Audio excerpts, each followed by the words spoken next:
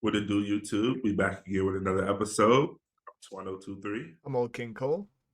I'm T. And I'm Michael Buckets. And this is Ball Talk.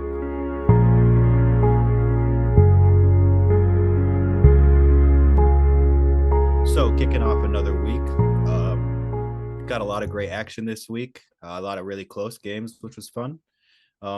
We do have the results of our draft that we did last week. So, let me reminder of the teams. So, real quick reminder of the teams. Cole with Vegas drafted Brandon Miller, Rudy Gobert, Jamal Murray, Alex Caruso, Miles McBride, Kelly Oubre Jr., Jake Lavaria, Brooke Lopez, TJ McCollum, Aaron Wiggins, Mike Conley, Kevin Love, and Patrick Williams. I went Mexico City. I drafted Jalen Duren, Anthony Simons, Bradley Beal, OG Anunoby, Malik Beasley, Marcus Smart, Rob Dillingham, Jalen Williams, Andre Jackson Jr., Karis LeVert, Derek Jones Jr., Steven Adams, and Isaiah Jackson.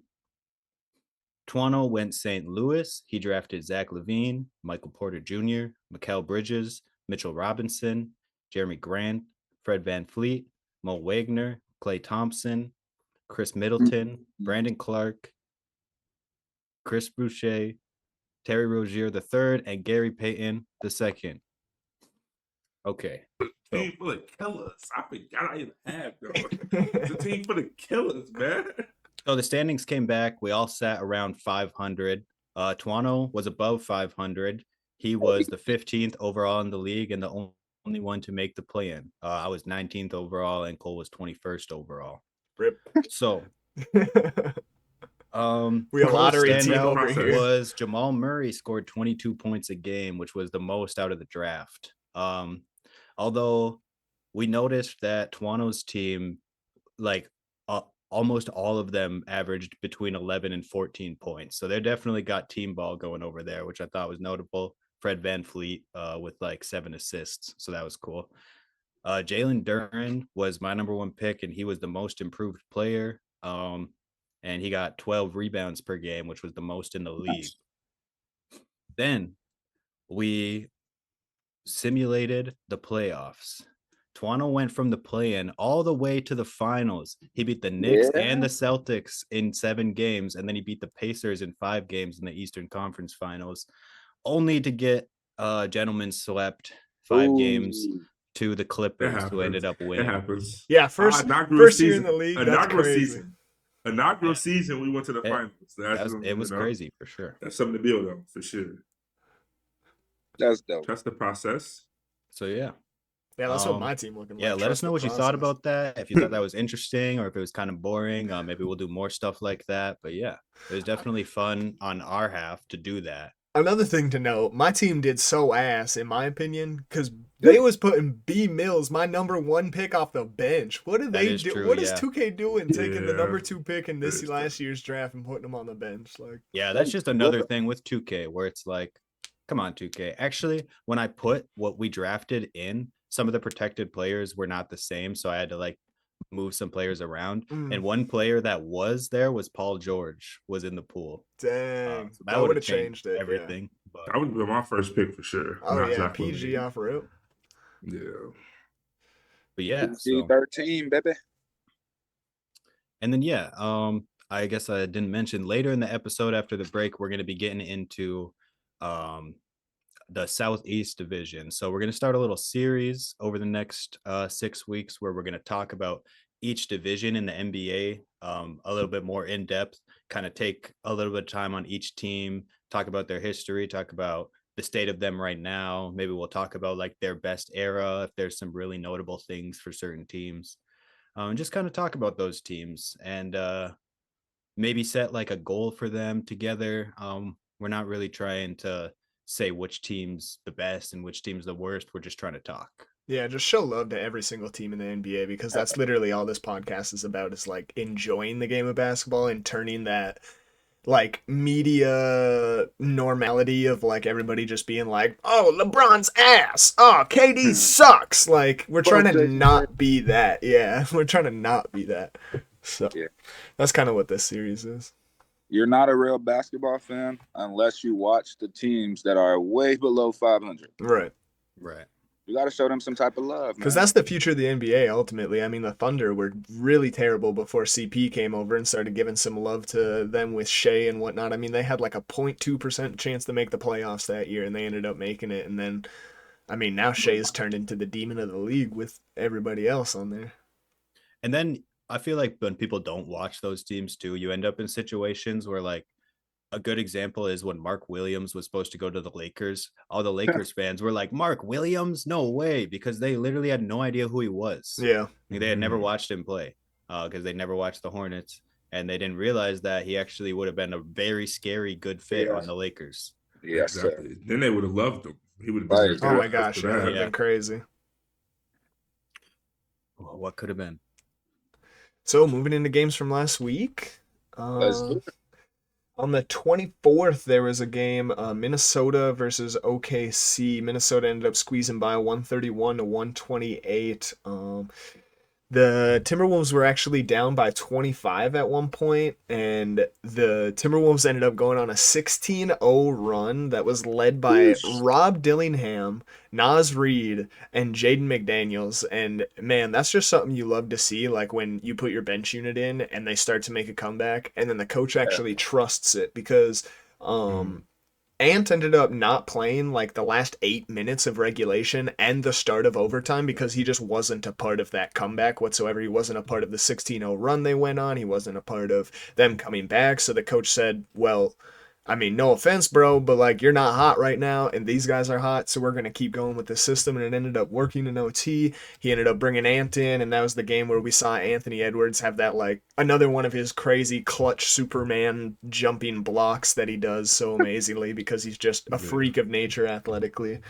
And yeah, another thing to notice on the other side, Shea scored 39 points on just crazy efficiency. Bro is just making the NBA look like it's child's play at this point. Like he's a man, everybody else is a little boy, and he's just having fun with it for real. But that's a very good way to put it.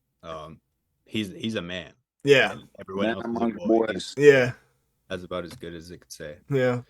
I thought this game really kind of set the tone for the Timberwolves going forward, because for the past 8 months or so, there's been a big question on the Timberwolves on whether they could go back to the Western Conference Finals like they were last year. A lot of that has to do with the trade. A lot of that has to do with Anthony Edwards' performance this year, despite putting down more threes than anybody else. It's just been an underwhelming season, but I really liked watching the highlights of this one because, one, I'm a big Jaden McDaniels fan. Oh my gosh, So yeah. I was excited to see him kind of live into his potential. That's something you always like when a player gets to an age where they start to kind of skim at their prime era. And I liked seeing that. Yeah, that's definitely a good note to make. Like, Jaden McDaniels is someone that we should definitely give some flowers to because he is somebody that for the last, like, however many years of his career has just been considered as a defender. He's just a perimeter lockdown. That would be his, like, build on 2K as perimeter lockdown. But at this point in his career, he's kind of, like you said, started to skim at that potential and that prime and started to really smooth out his offensive game. And you see Jaden McDaniels actually taking a guy one-on-one on an ISO or something like that and actually creating a bucket for himself. And I think that's going to be something that is nasty for the Timberwolves moving forward if he can keep progressing his game and they can keep allowing him to do that, because his body type, like all of it is perfect for the NBA. He's like a Kevin Durant type build, but he got a little bit more muscle on him, and like he's a great defender already. He can rise up above guys and shoot it like KD if he actually gets that shot to continue to keep growing and whatnot. So yeah, I think that's going to be really good for them in the future. One thing I want to say about Jaden McDaniels is he's been doing it for years, even since college. I've been watching him kill people, and now he's averaging career highs in points. I mean, he's tying his career high with assists, but you could just tell they trust him a lot. And I think the Wolves coach, Chris Finch, I think he's definitely putting the ball in his hands because he trusts the guy. And, like, I don't think you get more confidence than that as a hooper. Your coach trusts you, go hoop. Yeah, that's sometimes what you need. That's sometimes what you need when you like trying to build up a player. Like you have to give him the ball, like in the game situations. Like sometimes some players get made in practice, but other guys need the ball in their hands in game to kind of get that game feel. Because practice just doesn't compare to when you in those moments. The real feel, yeah. Yeah, all the practice goes out the window when you're in those serious situations and your heart's racing. So it's like getting him comfortable with having the ball in his hand and making a basket for himself, I think is like huge for like the potential of a lot of players. Mm-hmm. One thing I want to add to the Wolves, they got 3 rising star rookies who are going crazy off the bench. I think Rob is going to be something crazy one day, yeah. We all know Rob's going to be nasty. But I think Terrence Shannon and also Jalen Clark off the bench, amazing pieces. And if you've been watching those Wolves games, they've been getting a lot of minutes. And not even just minutes, like they're producing. Mm-hmm. Like I'm seeing stops on the defensive end. I'm seeing rebounds. I'm seeing buckets. I'm seeing passes, outlets. I'm like, whoa, these 3 rookies are very tough. And they're on a great team with so many. So look at the Wolves roster. It's so deep. I don't know how these rookies. Yeah, I'm impressed by these rookies. I'm impressed. And obviously, you got Randall down, so I get that frees up some minutes, but I think they've been making the most out of their minutes they've been getting. No doubt. I feel like they're a slight, like, kind of Thunder team where it's like they low-key just acquired a lot of young guys who end up coming together. And then they got their nice veterans, too, and like Mike Conley and Rudy Gobert, who's over there, like, teaching the guys. But for sure, like, this is a very young team that's coming together on their own and kind of making a name for themselves in the league, which I can respect that for sure. But yeah, Rob Dillingham is definitely going to be a problem. He's going to be crazy. Nah, bro, you know, I've been saying that for a while. I've been saying Rob. First time I saw her play, I was like, yeah, shorty a bucket. Yeah. He never slowed down. I don't know why he came off the bench over there in Kentucky, but, it happened for the best. I think if he would have started all those games in Kentucky and kind of gotten the rhythm, he probably would have been the number 1 pick. If he was able to, I fully believe in that, yeah. Was that the Wemby draft? Nah, that was the Alexandre Sarr draft. Yeah, that was his past one. Yeah, for sure. Like looking back, I think he's in a great position, man. I think it all worked out good for him. Oh my gosh, being able to learn shit and like play behind Ant too, that's gonna be crazy. And then like you said, I was about to say that, yes, Mike Conley, like I feel like he's just max point guard. Yeah, I'm glad we circled back to that. He might have the most underrated impact on that team.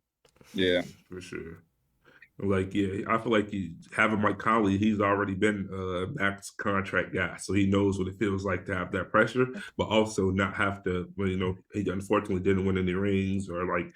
But those Grizzlies teams were crazy. Yeah, he know about that grit and grind. He know about that grind lifestyle. So I feel like hopefully, Rob listens to what Mike Conley has to say. So when Mike Conley's, not doing it no more, he's able to have that kind of smoothness around his game because he learned from somebody who's done it before. I've seen people say, I don't know if I know for sure I disagree with this take, but I've seen people say that Mike Conley is like the best Grizzly ever, which, like I said, I disagree with that take. I'm sure you all do too, but just the fact that somebody out there thought that really goes to show. Like, I feel like Mike Conley as the greatest Grizzly is like the same argument as Kyle Lowry, and it's literally just off of longevity. Like when people say Kyle Lowry's the best Raptor, my bad, I didn't like fully clarify, but just based off of longevity. Like if we're speaking pure talent, like it's obviously like a Pau Gasol or something because like Pau Gasol is Mark. Right, yeah, either one. But like, yeah, if we're basing it off of like longevity, even Mark you'd probably put over Mike just because they were together for so long there. Yeah, that was disgusting. I think Zach Randolph might be the best. He's another one. Zebo was up there for me for sure. Zebo fan, I was thinking Zebo, but he had some great years in in Sacramento too, though. So I feel like he's not like so tied to the Grizzlies as the other guys. Yeah. We're talking about this team today. Nah. Sometimes you just flow. Well, since we're talking about the Grizzlies too, they had a couple close games this week. The one I'm looking at right now is on Tuesday the 25th. I caught the overtime of that because it was right after the Bucks game. And yeah, there was a lot of missed shots in the last few minutes of the game. Yeah, like before overtime.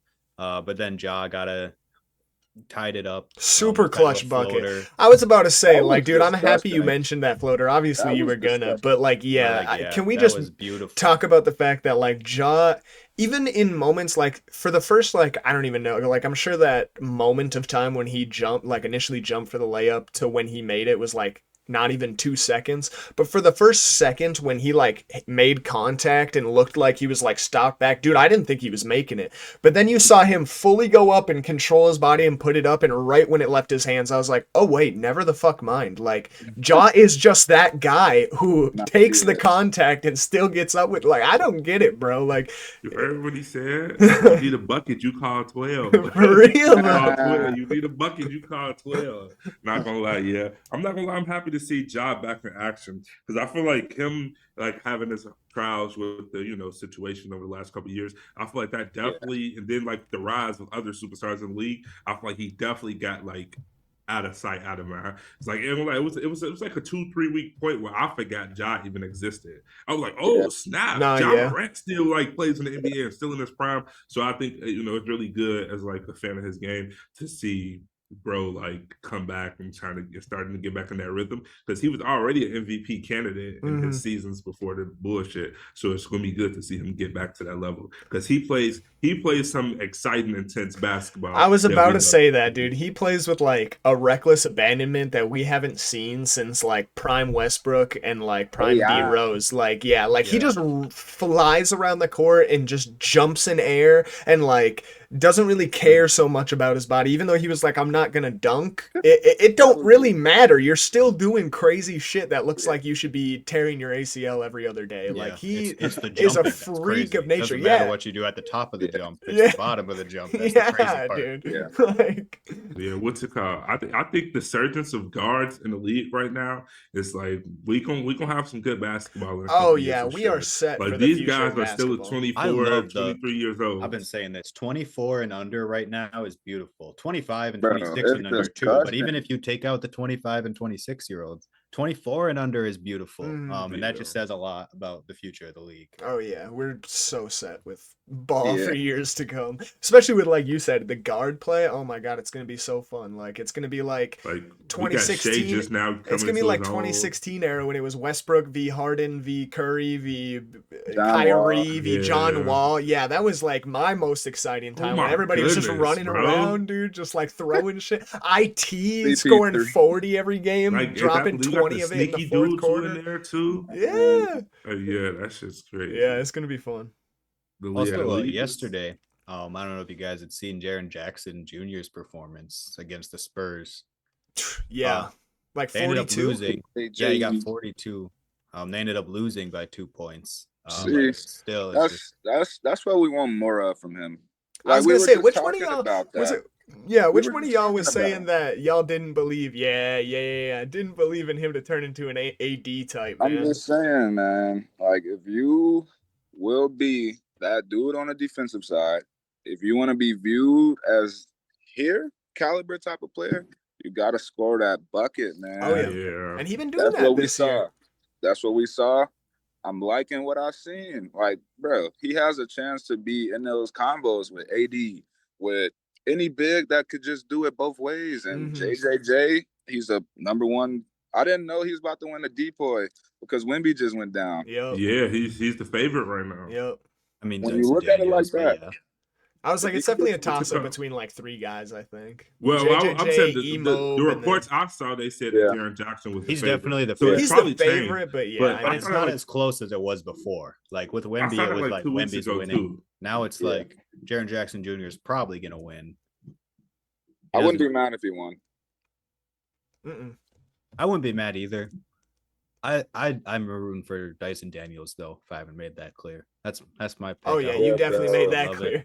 I'm gonna say it every single time it comes up. That's my guy. Hey, I hear you though. Honestly, we need more pull for like guards winning DPOY more and like wings winning DPOY more because it's really just like a big dominated stat. But when you think about it, but the bigs get more shit though. If guys come into your paint all the time, they're like, he don't stick no defense. So I kind of see why it's like just like how Trae Young can get away with being absolutely zero defense. Exactly. I don't know if that's true. I don't know. All right, Trae Young can get away with. I mean, Nobody he gonna can grill, though. but He's still in the league. yeah, He's still in the nobody, league because he's a like, baller nobody's and gonna he's a come for it. hooper, Exactly. but Like, nobody's looking at him like an MVP candidate like we low-key should because he lacks so much on defense. Like but he they're could still be the looking best. at him like a team leader and an offensive threat. Well, yeah, because he's an offensive threat. Yeah, he's a dog. Yeah, But but like that doesn't Here's the change. thing. Here's the thing, though. You're supporting me and Tuano's argument right now that when guards don't play defense, nobody cares because that's Yeah. not their job. It's the big But we man's talking job. about big, yeah. If a big's not stopping guys, if you just continuously see the same No, team yeah, play, that's why I'm saying. and guards are coming down there like getting easy buckets, we're gonna be like, this guy sucks. But a big has to like stick defense more in the sense, so I think that's why it's it's kind of easier for a big. it's expected. Yeah, honestly, it's definitely easier, so it's expected of him to play it. So that's why I was saying like why guards don't get it as much. It's like I wasn't denying that guards shouldn't. Like guards definitely. I should feel get like the guards get opportunity that to get hate though, respect. because like that's why we always be seeing the switches and whatnot. Like that's why for so many series That's they were point, trying to bro. get the switch from whoever onto Duncan Robinson. Like why is Duncan Robinson looked like as one of the worst players in the NBA at this point? Because he literally has been known to be the guy that if you need a bucket, get Duncan on you because you're gonna score on Duncan Robinson. He can't play a lick of defense. Even though Trae Young doesn't play amazing defense, he still gets his hands in there every once in a while. If he was just absolutely doing nothing, and we're saying nothing on defense, he would be a bench player. He would be a bench player because you have to play both sides of the ball. I gotta agree. I feel like in a playoff series, especially if my top two scorers on my team are guards and your worst defender is a guard, you are not winning that match. That's why I feel like we've seen Kyrie even could. pick it up and Curry pick it up defensively as of the last couple years and start to learn to get their hands in passing lanes and get them more Because they speed. couldn't guard each other. Right, yeah, and they were like, I okay, agree well, with if I you. need to stay relevant, I need to play some with defense. your point. It definitely is important for guards to have defense. Yeah, I I'm not still saying, agree with Tuano though. That I'm not saying that they it's definitely get a bigger pass for Yes. sure, Yeah. just Yes. because they're shorter. I just don't think that it doesn't matter. Once you said that, I was like, hold on a minute. It matters if you want to win, though. It depends what we're talking about. Defense matters fully, but it's just like most guards just don't play defense. Like you just think about like everybody's I think okay. most Like of them it do, was, bro. Where's this guard disrespect coming from? We got Jokic out there walking. Like, I was gonna say Jokic too. I was gonna be like Jokic because I doesn't know play you defense, and retweeted people, that shit. Yeah, people never stop talking he about walks that. all the time though. Like I feel like Jokic just always kind of just like he's in a league of his own, but he produces, so everybody kind of give it a pass. Honestly, like, well, he still that's does a good take. Jokic It's hard to shit. talk about Jokic because he is so good that he can get away with that. Yeah. It's like he it's a bunch of shit he do, like some of the shots he take where he just fall back. He shouldn't just though. throw it, And I'm then gonna it talk hit. about And it's let me like, talk about damn. the MVP conversation because I'm actually a little irritated. Yeah. All right. So Let's hear it. last week SGA is number 1. Jokic is number 2 and Giannis is number 3. Then Jokic goes out there and has like a bad game against the Lakers. He got a triple-double, which is good. I'm not trying to say triple-doubles are bad, but when you're talking about Jokic, his stat line was bad. Yeah. And they ended up losing the game. Then What, he had like under 20 that game, right? he had 12, yeah. Yeah, I remember that. We talked about that, yeah. Then he goes and plays the Bucks, and he gets a 38-point triple-double, which was impressive. But he also got dunked on by Brooke Lopez. He also watched Which is the Tyrion most Prince least bang impressive. three threes in his mouth. That's 9 points from Tyrion Prince, where I literally watched him stand there and stare at bro. I did Like, see oh, that. you got the That was ball. a bad clip. That was horrible. And so then the Bucks end up winning the game. The next day, Jokic is number 1 above SGA on the ladder, and Giannis is number 4 below Jason Tatum. Explain that shit to me, man. Explain to me first how SGA fell below Jokic. Nah, he's still number 1. And then explain to me how Giannis falls below Jason Tatum while Jokic moves up. Bro, like, I know that I'm biased about it, so obviously I'm going to be like, Giannis should have moved above Jokic. But, like, I really don't understand how he moved down. And No, Jokic yeah, I agree with you. I still think Giannis has been at the lowest top 3 MVP candidate for the last, like, what, 7 years almost? Like, right. He's been a every consistent year. 3. Too. Yes. Like, Like, I'm Except not for gonna his say years he's when been he out was there. number Oh, one. yeah. Yeah. Yeah, the years he won, he should have won. Right. And I'm not going to go out there and say he should have won every MVP that Jokic won. You know, Right. Jokic deserves. Oh my God, his yeah, MVP. those years it was so clear cut Jokic. But it's just like It was you like, talk. okay. I don't know It about was like a last video year. game. Yeah, okay, Last year wasn't clear cut. Yeah. We right. It should have been Shea. Last year, Shea got right. Shea should be fighting for his second MVP. But for the sake of this TBH. argument, Jokic was still above Giannis last year. So Yeah. we'll still give him that. But it's like, it's just, you talk about voter fatigue or MVP and stuff. And like Giannis is leading his team on both ends of the floor. And you're going to move him below 3. You're not even going to put him at 2 for a week after he just beat Jokic. And that frustrated me, man. Like, I really feel like at this point, they're starting to just talk Jokic because they want to. And he's starting to get that LeBron treatment a little bit. Hey, man. You know, the MVP always been weird since the media got involved, bro. That's my take. Is that I don't see how Steve Nash won too. bro took it back to the Nash, but like fair. I'm just being 100. Like Steve Nash, great. 2 in Kobe's prime. Like it was a lot of people going crazy at that time. Even like LeBron was still going, like was tough at that time. Like I don't think Steve Nash should have got 2. Back to back. That's I a think little Steve fishy. Nash deserved 1, but not back. Yeah, I say I don't think he got not back to back. So like not over Kobe. Like I said, Steve Nash was great. He wasn't even like he got it because he was averaging a double realistically, and his team had good stats. But it just like I don't know. I just feel like if we repeat, like Kobe was dropping 81. That's what they're gonna say about Embiid.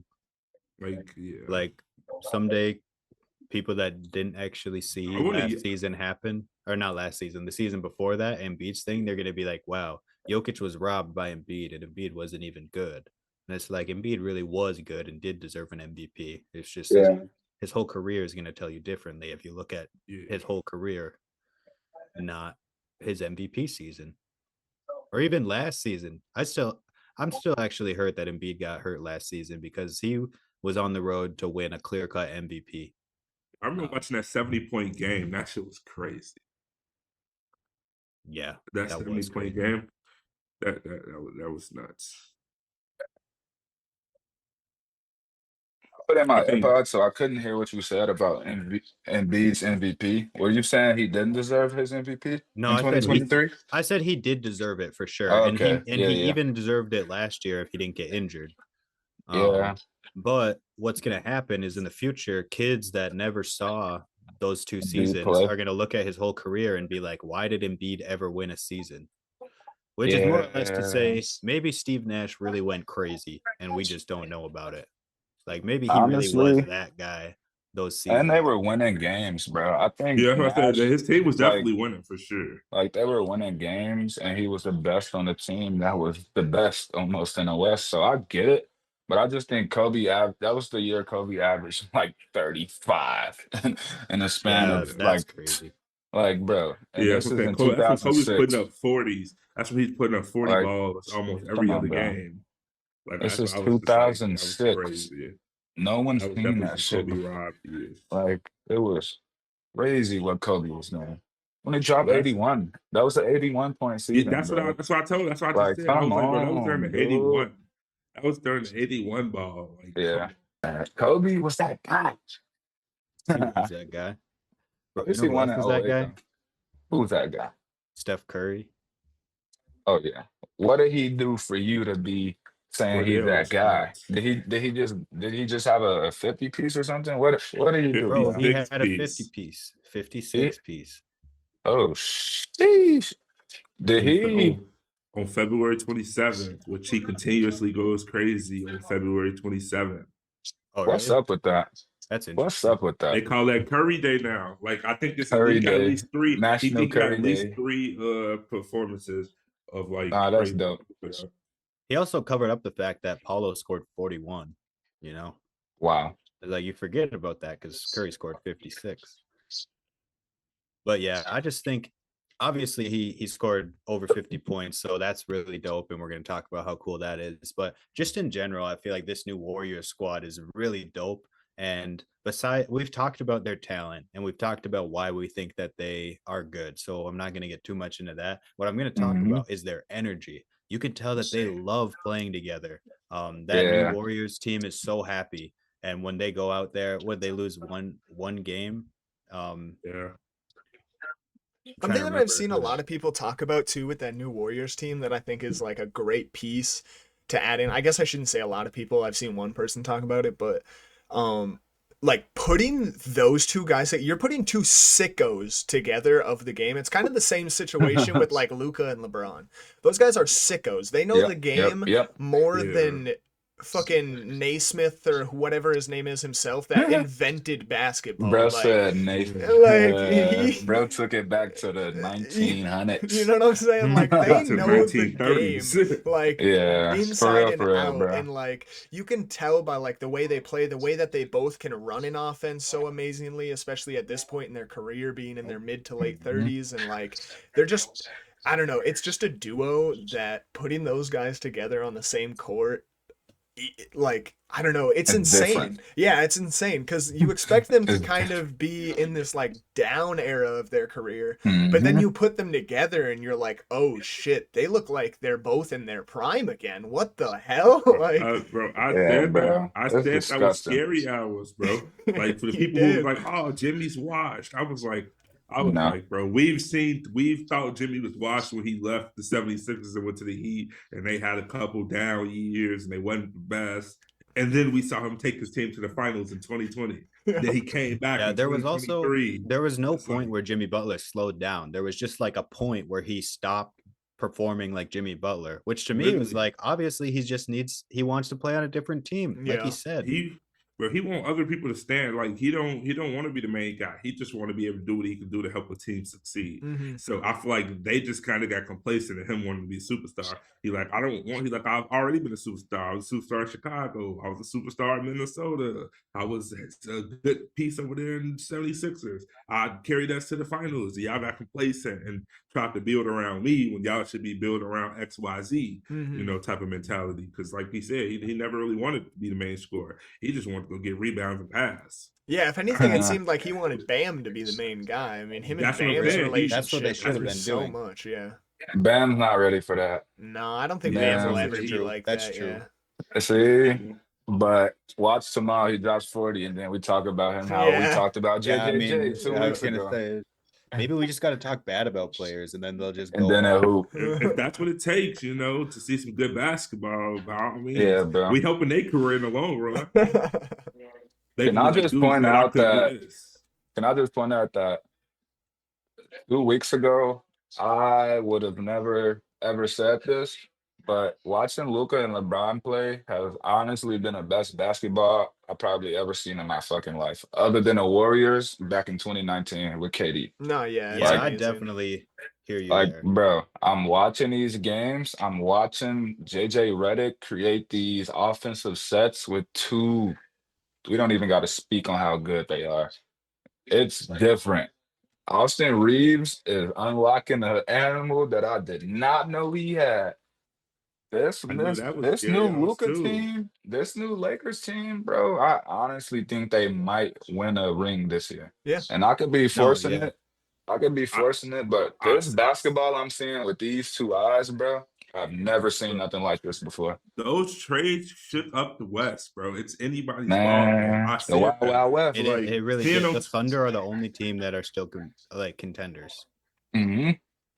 I mean, obviously the Nuggets are still contenders, but like I say that in the sense of like every team kind of changed, and now it is like, yeah, it's very different. Everybody can be beat realistically. Yeah, like everybody can beat each other. Like I don't see none of the matchups of like the top 8 teams and the play-in where I'm like for sure like probably a couple matchup that you like this team would beat them in a 7-game series, but for the most part I'm like any team can win the 7-game series right now. Bro, okay, so everybody. Hypothetically, let's say Lakers play Nuggets in the second round, hypothetically. Honestly, I'm gonna take who wins. I'm taking Lakers. Wins. Bro, I'm gonna take the team that's better on defense. Can we talk about how the Lakers got better on defense without Anthony Davis? How? Made this Don't tell man Anthony stand up. Davis, It's man. so impressive. Like, bro, this team is, bro, I hate, and I was the biggest LeBron hater. We from Chicago. You know this. This man looks like he's 25. For real, I'm though. No, like, it's what actually- Bro, the the freak of nature. fuck? I said this last week too. Like in the past, when he ages and does crazy things, I'm like, yeah, that's LeBron. And now I'm like, oh my God, bro. Like It's different, bro. he Bro, is 40 40 years years old. old and he just yammed He's- it on a 20. Imagine being the ages that we are. We're like Oh 23 my to 26 years God, old bro. range. We're in the now, say we're in the NBA. We go up against a 40-year-old man and he makes us look like dog shit. How would that make you feel? How would that make you feel? I'd if you wanna got quit, drafted man. by- Playing like I'd he be got out. 3 more in him, bro. He playing like 3 he got more 3 more seasons? years in him. Yeah. I think he Like, could I play think till he's playing like he's 50, got bro. 5 more. Type I was shit, like, not I see him 3. having 2 more. 50. I see him Like- having 2 more good seasons and then the down season where it's like, okay, maybe hang it up. That's maybe. Like I'm maybe Yeah. being like, I can see him having 2 seasons where we like, damn, LeBron's still hooping, and then that one season that's like, okay, he's 44. Speaking Like, on he's LeBron's 44, retirement, but he won't be bad. Yeah. I had mentioned this to Michael at one point, but I had never mentioned it to you two. I feel like LeBron almost has to have a farewell tour, right? Not only just Oh, because yeah. not only just because of deserves who it. he is, but I think he literally needs to do that to like help Adam Silver have a whole year to be able to adjust to not having LeBron because that and is gonna hurt. fans. Yeah. Yeah. Yep. Like- Yep. Yeah, as much Like as I as dislike a LeBron, I'm gonna be basketball hurt. fan, if LeBron says he's gonna 21 retire years. in Crazy. July, like July 28th, LeBron comes out and says, "Yeah, I'm gonna retire. I'm not playing next season." I'm not recovered from that by the start of the season. No, yeah. Nah. He needs Like, a nobody farewell will. tour. It's like Yeah, it's yeah, damn yeah. near Recovering after, like, Christmas, 2-3 and I'm like, seasons. "Where's LeBron?" So yeah, I feel like Yeah. for not only for the sake of Adam Silver and the league trying to readjust like their cover player, which they're already trying to do, but also Mhm. just for the fans to be able to know like this is LeBron's last ride. Yeah. So Last I couldn't watch rodeo, the baby. Lakers after Kobe left. I'm It was saying, hard. yeah. That It shit was was hard. Kobe hard. left, I couldn't even watch them. I'm like, It bro, was what Kobe? that was hard. Where Kobe They were- at? Who is these? they were scrubs? debatably the least interesting team to watch in that time period. Yeah, they were Exactly. shit. Bro, nobody cared about the Lakers till LeBron came.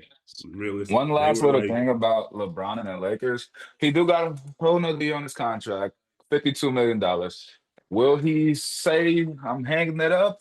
I guess technically, if he doesn't sign an extension this summer, we can almost assume like next year is his last year. But obviously, we don't know I the think business Luka- and what's I think happening. Luka But added point, to it. honestly. I think I'm Luka just saying- added to it. Yeah, for I think sure. Luka added a I think- couple years I to think his Luka changed the motor. landscape for him. you think for he sure. signed another extension for 2 seasons? I mean, if I was Would thinking you? about walking out the door and then Luca was on my team, I'd be like, Why would I just I'll stick why would I around. walk I away would, from this? I would And I still love can to play with this. especially like, when you that think about the superstar. version of Shaq that he played with.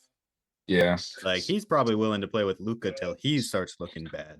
Exactly. That's what I'm saying. Like, why would you walk out on this? Like, you get the chance to play with Yeah. Luka. He's here. He's happy to be here, and you can still perform. Like if LeBron not getting off the court and his knees are killing him to the point where he can't walk, I'm still running it if I'm him. Like if you're Yeah, not bro. getting life changing pain, I'm running it, bro, because you're still performing at a high level and you just got Luka Doncic to play with. Yeah, So bro. like, this is a realistic shot of the finals. And I'm then you get winning. the right big man. You get the right big man in there, like JaVale McGee want to make a comeback, bro.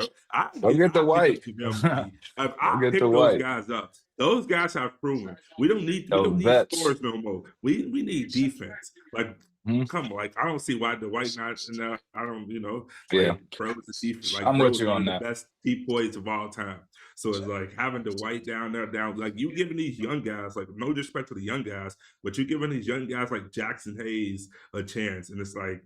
I like give it him. to White. I'm not saying I don't like him. I don't dislike him, but I'm saying that we got the White. It was like, Yeah. like, But White you who had also- proven himself. Yeah, I'm with you, brother. I'm with Like you. I fuck with Jackson Hayes for sure. Like I fuck with him when he was over there. on I'm the with you, Pelicans. brother. I thought the Pelicans was gonna be like his turning grounds, but I feel like he didn't get a chance to really develop with Bi and I felt like him, Bi and Zion was gonna be something nasty. But I just feel like Yeah. he had his drama. He had that drama situation situation going on down Yeah. there, and he never got the chance to really play with Zion and be out Yeah, together. bro. So I just feel like that just didn't work out with him.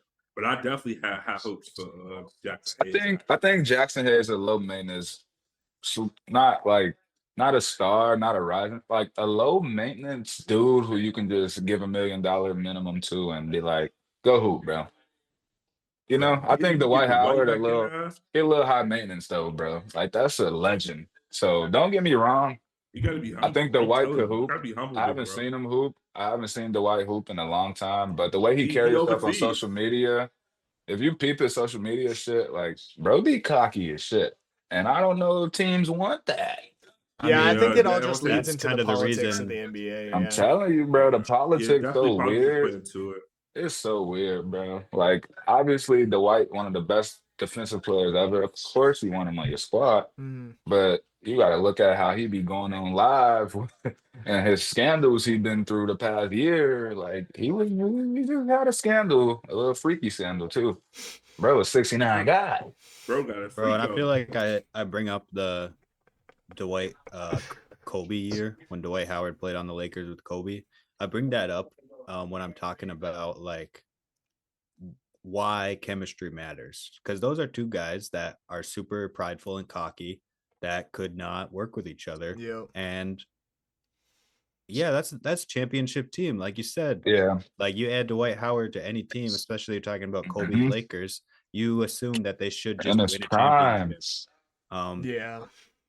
But it just didn't work, and that just goes to show Yeah. that it's more than just skill that wins a championship. You know, it's a For lot more sure. than just skill. For Skills just sure. the ingredients. Yeah. Did you know Dwight Howard was supposed to have back surgery that year, but he didn't, just so he could play? I did not know that. I did Yeah, not. That he changes things talked a little about bit. that. Yeah, I was just adding that because I think it still plays a role in like he either really wanted to go out there for Kobe because it's Kobe, or he really was just trying to prove to himself like I should be out here, I'm out here. Either way it goes, like this prime Dwight, man, they could have easily did some crazy stuff. Yeah. Yeah. Oh, So Yeah, I know. Like like 30, like 36, 37. So what game were y'all talking about that swung into this conversation? Well, we were talking about Curry's 50 piece.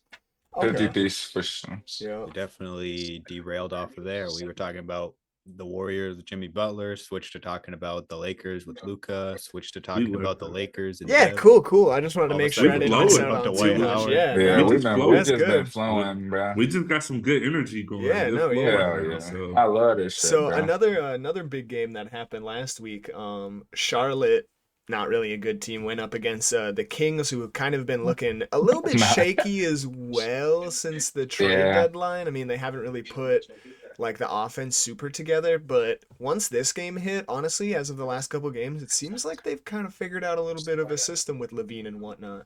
This is the game I where like how you said that. yeah, this is the game where Lavine had 42 in 31 minutes with only 3 turnovers. He shot 84% from the field and 88% from 3. Like, it was nice seeing Lavine out there doing Lavine stuff again. As a Bulls fan, I mean, man, I just want to see Lavine hoop. That dude wasted some years. Game. Yeah, he wasted some years in Chicago, and I hated to see that because Lavine's definitely been one of my favorite players since he was on like the Timberwolves and he was winning the dunk contest and doing crazy exciting things, and he was only a dunker, and then he came to Chicago and proved that he's actually a weapon, and he was a deadly shooter. Yeah, that bro. Corner 3 was nuts. Oh, dude, and that little step back he hit, man. I love me some Lavine. You had to be there for real. You had to be there to see Lavine. Yeah.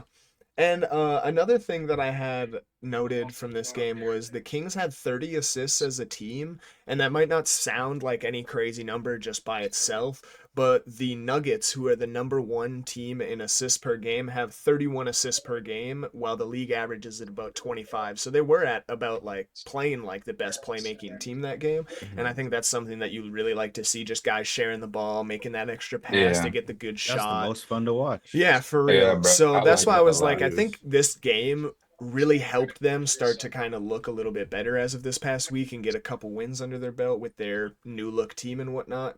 just sharing the ball, seeing Lavine get a burner, DeRozan Yes, hitting a sir. game winner about a week Yeah, and a half ago. yeah. Yeah. So I like that a lot. just One wanted to thing just to mention that game. piggyback off of that, I've been watching the Kings whenever I can, especially because those games are way later, because obviously that side of the world. Yeah. Bro, I think that the Kings definitely, as a team, we're trying to like purposely get Lavine involved. Trade just happened, new everything. You want to Hmm. get them, you want to get them ready. I think that to see them come together and mix all of this and all of these different ball handlers and give Levine his time to shine, I think it's been dope. If you Malik Monk, he was on an interview and he was like, "God damn, Levine knocked down your damn Yeah, shots." he was like, "You I make just them for thought everybody else." That was I just thought that hilarious. was so funny, bro, because it's like, okay, this team is definitely doing this Yeah, slowly, and I just love to see that, man. That chemistry is coming in for the Kings. no doubt. Let's see. Did So we talk about Luka's first game against the Mavs? no, we did not. Ooh, That is the next Definitely day. didn't. yeah. Yeah. So I was actually going to talk about 3 games at the same time, and then I didn't talk about them at the same time, which it was one of those. We talked about the Grizzlies Suns game. Oh yeah. The only Where reason I was going to talk about them at the same time is because I watched the Bucks Rockets game on that before the Luka trade, and then that I was a watched the close one. Grizzlies Suns game, and then I watched not the Luka trade. The Luka played the Mavericks. The Luka trade game. Yeah. And I'll just say quick about the Bucks Rockets game. It was super interesting to watch. There was a bunch of lead changes. It was super defensive, and Yeah, that's it fun to was. watch for sure. In the end, they missed the shot. Yeah, I think I heard like Honestly. maybe halfway through like the second quarter that there was already like dang near 20 lead changes or something like that. Like the game was crazy from the get-go, like you said. So that Yeah, was it was definitely just always competitive, and there's really 2 things to point to that are both the Bucks' fault on losing, which is they missed the last shot, which I'm not that hurt about because sometimes you got to miss the last shot. But really, Hmm. more specifically, you guys probably saw it too, is that Brook Lopez took a super deep 3 with 20 seconds to go. Oh yeah. That Um, went viral, bro. yeah, and that was like That was all over that went Twitter. just a crazy. Yeah. very terrible shot They selection. did not like that one. Um, He like me on but 2K last night. Like, what if I would have made it though? I would have been the man. He yeah, literally. I would have been the man if I made it though. yeah, I had a lot more fun Yeah. watching the end of the Suns Grizzlies game that we talked about.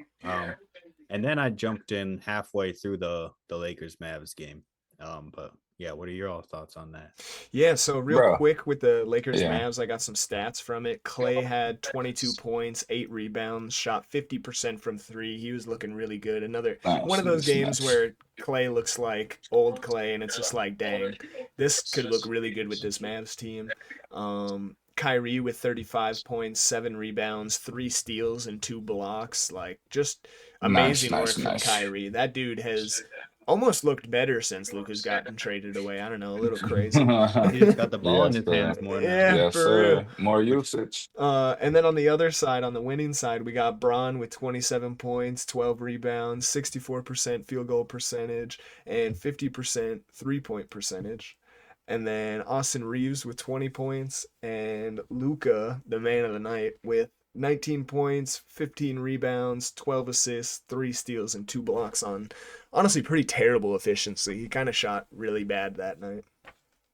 yeah, and that's kind of when you look at his Lakers stats, you do see him shooting a lot, Yeah. and not having great efficiency from his shots, which people love to point out. I think that just happens. Like Yeah, they're honestly, definitely just trying to work the offense through him, and he's new to the team, so. like Wayne Gretzky, you miss 100% of the shots you don't take. Like, yes, when people are out there and their true shooting is really good, that's better. Obviously, you want good splits. Mhm. That's something that long term, you definitely look at someone with bad splits and you're not going to play them. You're not going to give them the ball as much. Right. But I think that this is something that we've seen through a lot of players is that in general, there's just time periods where you're not getting your shots all the time. they're still winning. I mean, we talked about how good the Lakers look without Oh my Anthony gosh, Davis. yeah, they're Even so before good Luka right joined now. them, like the LeBron led Lakers for that couple games were a really good team. Mm-hmm. Yeah, so I think that the point I'm trying to drive is that people are definitely overreacting to that. If it keeps up for a long amount of time, like give it a year, and we're still like, dang, Luka's been shooting bad for a year. I'm gonna start to say that maybe the Mavs made a good decision because they saw something like that. Mm-hmm. But I don't think this is that. No. I think he's just in a new system, And like we said, like T was saying earlier, LeBron and Luka is some of the best basketball. Oh my God, yeah. It's just, especially now that they tried to do the LeBron playmaking and the Luka scoring, and now that they switched, we talked about this last week. It's just is such a man.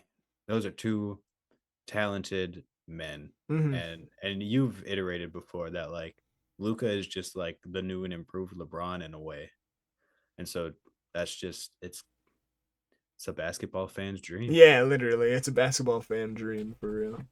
Crazy work. Other than that, I mean, I don't have any games written down other than I know we got to talk about that Cavs Celtics game. Oh yeah, before we get into that, I'll just mention that despite despite Stephen Curry scoring those 56 points and the Warriors looking good, they lost to the 76ers, and Quentin Grimes scored 44 points. 40 points. Yeah, and I'm not gonna let Grimes go unmentioned for that performance just because I like Curry and the Warriors. Oh yeah, for sure. Yeah, he was balling out there for sure. One of those games where you're like, oh shit, Quentin Grimes either could be something in the future, or he could just be like one of those role players that randomly does that every once in a while that like really helps a championship team get over the hump and has like a crazy playoff game in the future or something. Right. But yeah, other than that, just that Celtics Cavs game.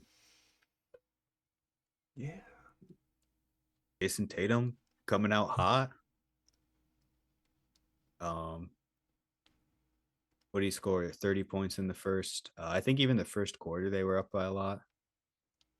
And that's just the Celtics displaying their dominance like they should. Mm-hmm. And then all of a sudden, they're not winning anymore. The Cavs are winning. Oh my gosh, the Cavs won the game. And that just displays the Cavs' dominance. Yeah, and I think it's also so funny when we saw Jason Tatum and Jaylen Brown in the first quarter after they were up like 25-3 really early on, do that like get out of here type of shit and whatnot, and then instantly like right, you saw the Cavs like chip up and start to chip into that lead more and more as time went by. And yeah, I mean it was a crazy game. I mean 46 from Tatum, 41 from Mitchell. I mean like and Tatum had 16 rebounds. right, like Tuano was saying before the pod, every time Donovan and Jason Tatum match up, it's almost like it's Hollywood, man. Like they play extra hard against each other every time because they know that they're like kind of though they're both kind of They're two guys with a chip on their shoulder. Yeah, I was gonna say they're both kind of in that same category of like a guy who definitely should be looked at as like a superstar point blank period, but for some reason they have so much like uncertainty around them with the talk. Like Jason Tatum, it's always, is he really an MVP candidate? Is he even really number one to his team all the time? This, that, and the other. And then Donovan Mitchell, it's like, I mean, he's just been amazing since day one, but I just don't think that he's gotten that true love and push from anybody like that. My bad, family. My phone died completely. I kind of assumed your phone died just because it was so sudden and there was no text or anything. Yeah, if you peeped my even when you text me, they didn't even get delivered. Yeah, I noticed that, so that's what I assumed happened. Oh, dang. My fault, family. We good. If you want to change your name, now would be probably an ideal time. See, I forgot. We were just talking about the Celtics and the Cavs game. Oh, that shit was litty. That was a great game. What did y'all cover so far about that game? We basically just said that Tatum and Donovan Mitchell both had a good game. We were talking about how they both play with a chip on their shoulder and how they both play heavy against each other. Okay, which is all very true. Yeah, man, that was low-key probably my favorite game I watched this past week. And that Luka Mavs one, but I Yeah, love that Celtics game, bro. Yeah, that shit was nice. yeah, I'm very excited for that matchup in the playoffs. No matter where it is. It's gonna happen. Yeah, it's gonna happen. Sadly, though, Michael, wait, Michael, are you saying that'll happen? See, you're Yes or putting me no? in a tough position. Yes or I no? I've been imagining a bracket where the Bucks are on the Yeah, opposite that was side my of the main. Celtics, the Cavs, Yeah, and the Knicks. They're all on the other side, and that only was one of my them's main coming out point. unless That the was my Pacers point. can get them. That means Pacers beats the Bucks. Now, I will say though, if you put the Celtics and the Cavs on the opposite side of the bracket, Bucks I'm lose. gonna have to put them in the conference finals. I've said this to Cole a decent amount before. I think the Bucks have the best chance at beating the Celtics out of those top two. Why do I agree with you? I Bro, would because the not Bucks be. have seen the Yeah, Celtics and the other teams. I don't know. The other teams are scarier for some reason. yeah. I think that just to hypothetically put this, if everything ends right now, if the Celtics do play the Cavs, that mean the Bucks low key are non-existent because they definitely lost to the Cavs or the. Well, I guess they are number 4 behind the Knicks, so they'll play 1-8, 2-7, 3 versus 6, and 4 versus. Oh shit! Oh no, the Bucks can make it to the second round easily. If I 4 mean, plays to 5, yeah, I yeah, mean, I'm yeah, not going to sit here and say that the Bucks couldn't make it to the finals. yeah. I The wouldn't Oh be Bucks. mad yeah, I at that. mean they're a great I team. It's wouldn't be mad definitely at that. I would not be mad at that. I'd say we kind of talked about the West, how it's kind of like all teams are kind of toss up. You really can't pick one. But then when you talk about the East, I think there's those few teams that you think are going to go. Then there's the rest of the East, which is not going to the finals. And then there's the Mhm. Bucks. And the Bucks are the one team Yeah, in the East that could be in either category. They could be a contender, or they could be, like we're saying, they're not even going to make it to the second round.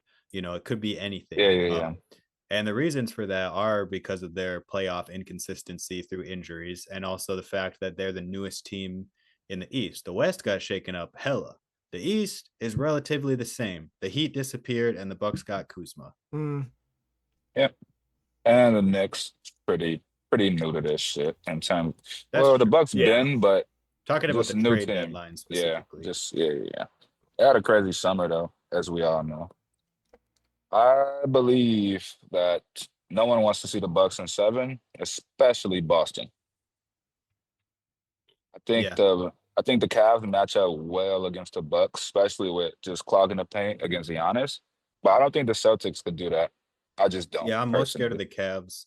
I'm decently scared of the Knicks, even though we haven't seen the Knicks win against good teams at all, just Hmm. the rest of the league. Yeah, I just think the Knicks Bucks matchup specifically gives the Knicks an edge. Um, yeah. and it's just enough of an edge where if it goes to game 7, I think that the Knicks could pull it home. And but to reiterate what I've been saying the whole time, if the Bucks go to the finals, I'm not going to be surprised. The Western, I mean, I said Western, Eastern Finals or NBA Finals. The NBA finals. I respect that take, brother. Yeah, I don't think I'd be As a surprised yeah, either, for sure. They're a I great team. would be very happy if they beat the Celtics for some odd reason. I would be very happy. I hate the Celtics more than the Bucks, bro. That's crazy. Not gonna lie. I do have a couple questions that I have from this last week that I just kind of randomly thought about. Do we have any more big performances that anybody wants to talk about that we want to cover? I want to talk about this big non-performance. The Hornets getting beat by 50 by the Trailblazers. Oh, That That's dang. nuts. I'm Yeah. not gonna lie. Yeah, that Like is two honestly weak didn't even peep teams that. and one getting blown out by 50. That was a nuts game. yeah. And well, I just saw some stuff on the internet where people was kind of mad at Lamelo played 22 minutes, had 5 points, 4 rebounds, and 2 assists. He only played 22 minutes, so I guess the loss is not fully on him. But they was just talking about this is the same guy that we was mad didn't make the All-Star game and then like led his team to a 50-point blowout. He only played 22 minutes because he only scored 5 points. Well, I thought it was an ankle tweak. I thought he just tweaked his ankle like a couple weeks ago. Or last like 2. Yeah, 3. he been inconsistent in his games. He'll play like 2 games, then be out a game or 2, then come back for 2 games. So it's definitely up and down. But it's I don't know. It's definitely the idea. For sure. Like, the leadership the leadership just got to improve. Yeah, and that's not to shit on him. That's just a crazy blowout. And then the Trailblazers had 4 players with over 20 points, which is pretty good. There you go. That's why they lost by 50. Yeah, no defense. What the heck, bro? God, no how many people? Wait, 4 players. 4 players with 20 points or more. Come on, bro. That's 4 players alone who just scored 80 points. What the hell? And that's the Hornets. The Hornets had like 81 points, 82 points. Yeah. Yeah, bro. That's horrible. Like, y'all got outscored by 5 guys. They're starting 5 each our whole team. Like, what the hell, like, bro? Because they all scored. Well, actually, not even. So, like, even by themselves, just all 4 of them won. Because one guy scored 25, and the other scored like 21, and then 2 players had 20. So it's like, bro, by themselves, they could have just handled y'all by themselves. Yeah. That's not what you want to see in this grown man sport. Like, I understand that in AAU and like AAU high school ball, you might see that, but grown men in the NBA, you should not be getting outscored by 4 guys. No, that's crazy. A full team. That would have been my speech as a coach. Yeah, that's like y'all got outscored by 4 guys. You telling me 4 guys are better than every single person on this team? Like, that's crazy. Yeah, but I'm with you on that one. They was definitely coming for LaMelo's leadership of just like, you can't, feel bad for not making an All-Star game, but you don't do the small things as a leader for the team to like prevent situations like this from occurring. Yeah, I think the fans just pissed off because they've been losing for the past 20 years. Yeah, they definitely are not happy with the way that the team has been going in just that direction. Because it doesn't look up from here. Like, they don't have no upside. I think they got some players. They got some players that got upside, like B-Mill. You even got Mark Williams who can still out do for the team. You got LaMelo. You still got these pieces. Bridges. But yeah, I just don't think as a team, I don't think the Hornets are going in the turning up way, even though they have good pieces. And I think it's definitely time to blow up the organization, if not even. Did they not? Is it not already blown up? Like, how do you blow? Well, you got how do you blow up a 10-win team? How do you blow that up? It's already blown up. But they got a rebuild in the middle of a rebuild. I hear you though, Antoine. I hear where you're coming from. I'm just cracking jokes on like Brandon Miller. Like he's worth something to somebody. He'll be a good piece for somebody else in return for y'all to get some draft picks. Let me hear your take on this. Since Miller is in the second. This was his second year. Obviously, he out for the season. So I think. Would you rather keep him and look what he's been doing? Because he's been producing. So, like you said, he's worth something. You could definitely keep him or get some value for him. Now, would you rather keep Brandon Miller and then get rid of Bridges, who you got to pay money because, he been hooping, and, just some bench pieces, and then just go get a haul for either, because, they'll have a great draft pick. So, you could also get rid of that and go get a superstar. Or you keep Melo, you keep Miller, you keep Bridges, and then you just play this slow game of I think you build around Miller. I think Miller's the future. You think it's time to go get a star? Melo's done. Yeah, like Melo. I think that's really what it is. Which is he's to another team. Tough. Yeah. You think he'll be leaving soon? I think the Melo era is over soon. They definitely can't build around both of them because almost every time, with the exception of maybe the Warriors and maybe a handful of other teams, but almost every time you try to build a team around 2 guards, it doesn't work. Plus, let's be fucking honest. LaMelo is not a Charlotte type of dude. He needs to be in New York, LA. That's what I'm saying. You know what I mean? This just doesn't fit him over here. No. Not a knock to him as a talent player. No, yeah. It's just No, not at all. Stuff, everything just doesn't fit everywhere. Yeah. You know? Like I think they move on. Even from putting him Melo. in Miami, he'd be doing it. Like some Miami Vice Oh, Melo, bro. he'll People be would go crazy about crazy. it. That'll They get got a to get rid lot of. of. At that But point, they got to get rid how of do you get rid Hero. of him though? I don't Oh think him yeah, and no, Hero. I don't think it's I don't think him realistic. and I'm Hero just saying will all match. literally 29 any teams. big market would love. No, I'm just saying, like LaMelo Ball is the Hornets. People are going to Hornets game for Oh, LaMelo yeah. Ball. Yeah, That's yeah, their for sure. entire market. Their Yeah. entire market is gone if he leaves that team. They I don't see gotta. it happening. I just don't see them trading LaMelo unless he Well, I wants mean, out. hey, They got to get a top pick. for Luka that. just They left have the to get. Mavericks. I think so- there's a lot of faith around Well, Brandon that's Miller, different. That's a Why is that's it different though? At Because this point, Lamelo's doesn't- 23. LaMelo's 23. He's in his fourth season. I though. think Who did you that compare like him to? What happened?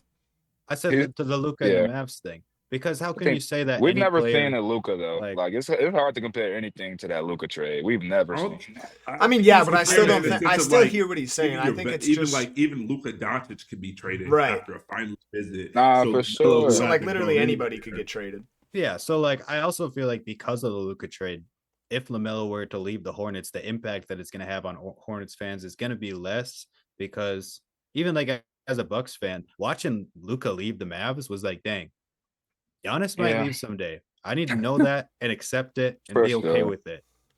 And that's just, I think that I feel like you can't really say any player is stuck to a team because they're attached to the franchise anymore. Yeah, especially these days. I Yeah. mean, if we saw Damian It's Lillard ridiculous. literally get pried away from the Portland Trailblazers, it's everybody's gonna leave For someday. sure.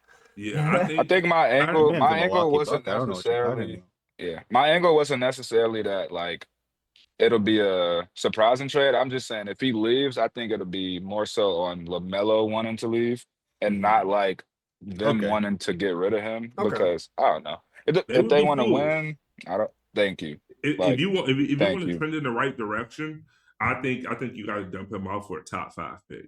For sure. Like go get a You- superstar if you're like gonna you get rid got of like you exactly. You got to promise us some future. Like you have Literally. to go, yeah, like you have to pick up Cooper Flag. If Yeah, getting you're rid of definitely LaMelo, not that's trading my LaMelo gotta for give somebody nothing. with Yeah. hype. You that's gotta my bring some thing. hype Like to the team. You can't just give them away for nobody and just be like, oh, Yeah. well, yeah, we're rebuilding. It got to be like, oh, we got this guy though. Like he can be Like, something. I hear Yeah, you. bro. Like you're potentially Like getting Cooper or Wemby or something Yeah, like that for yeah, You sure. like need Cooper, a or you getting superstar.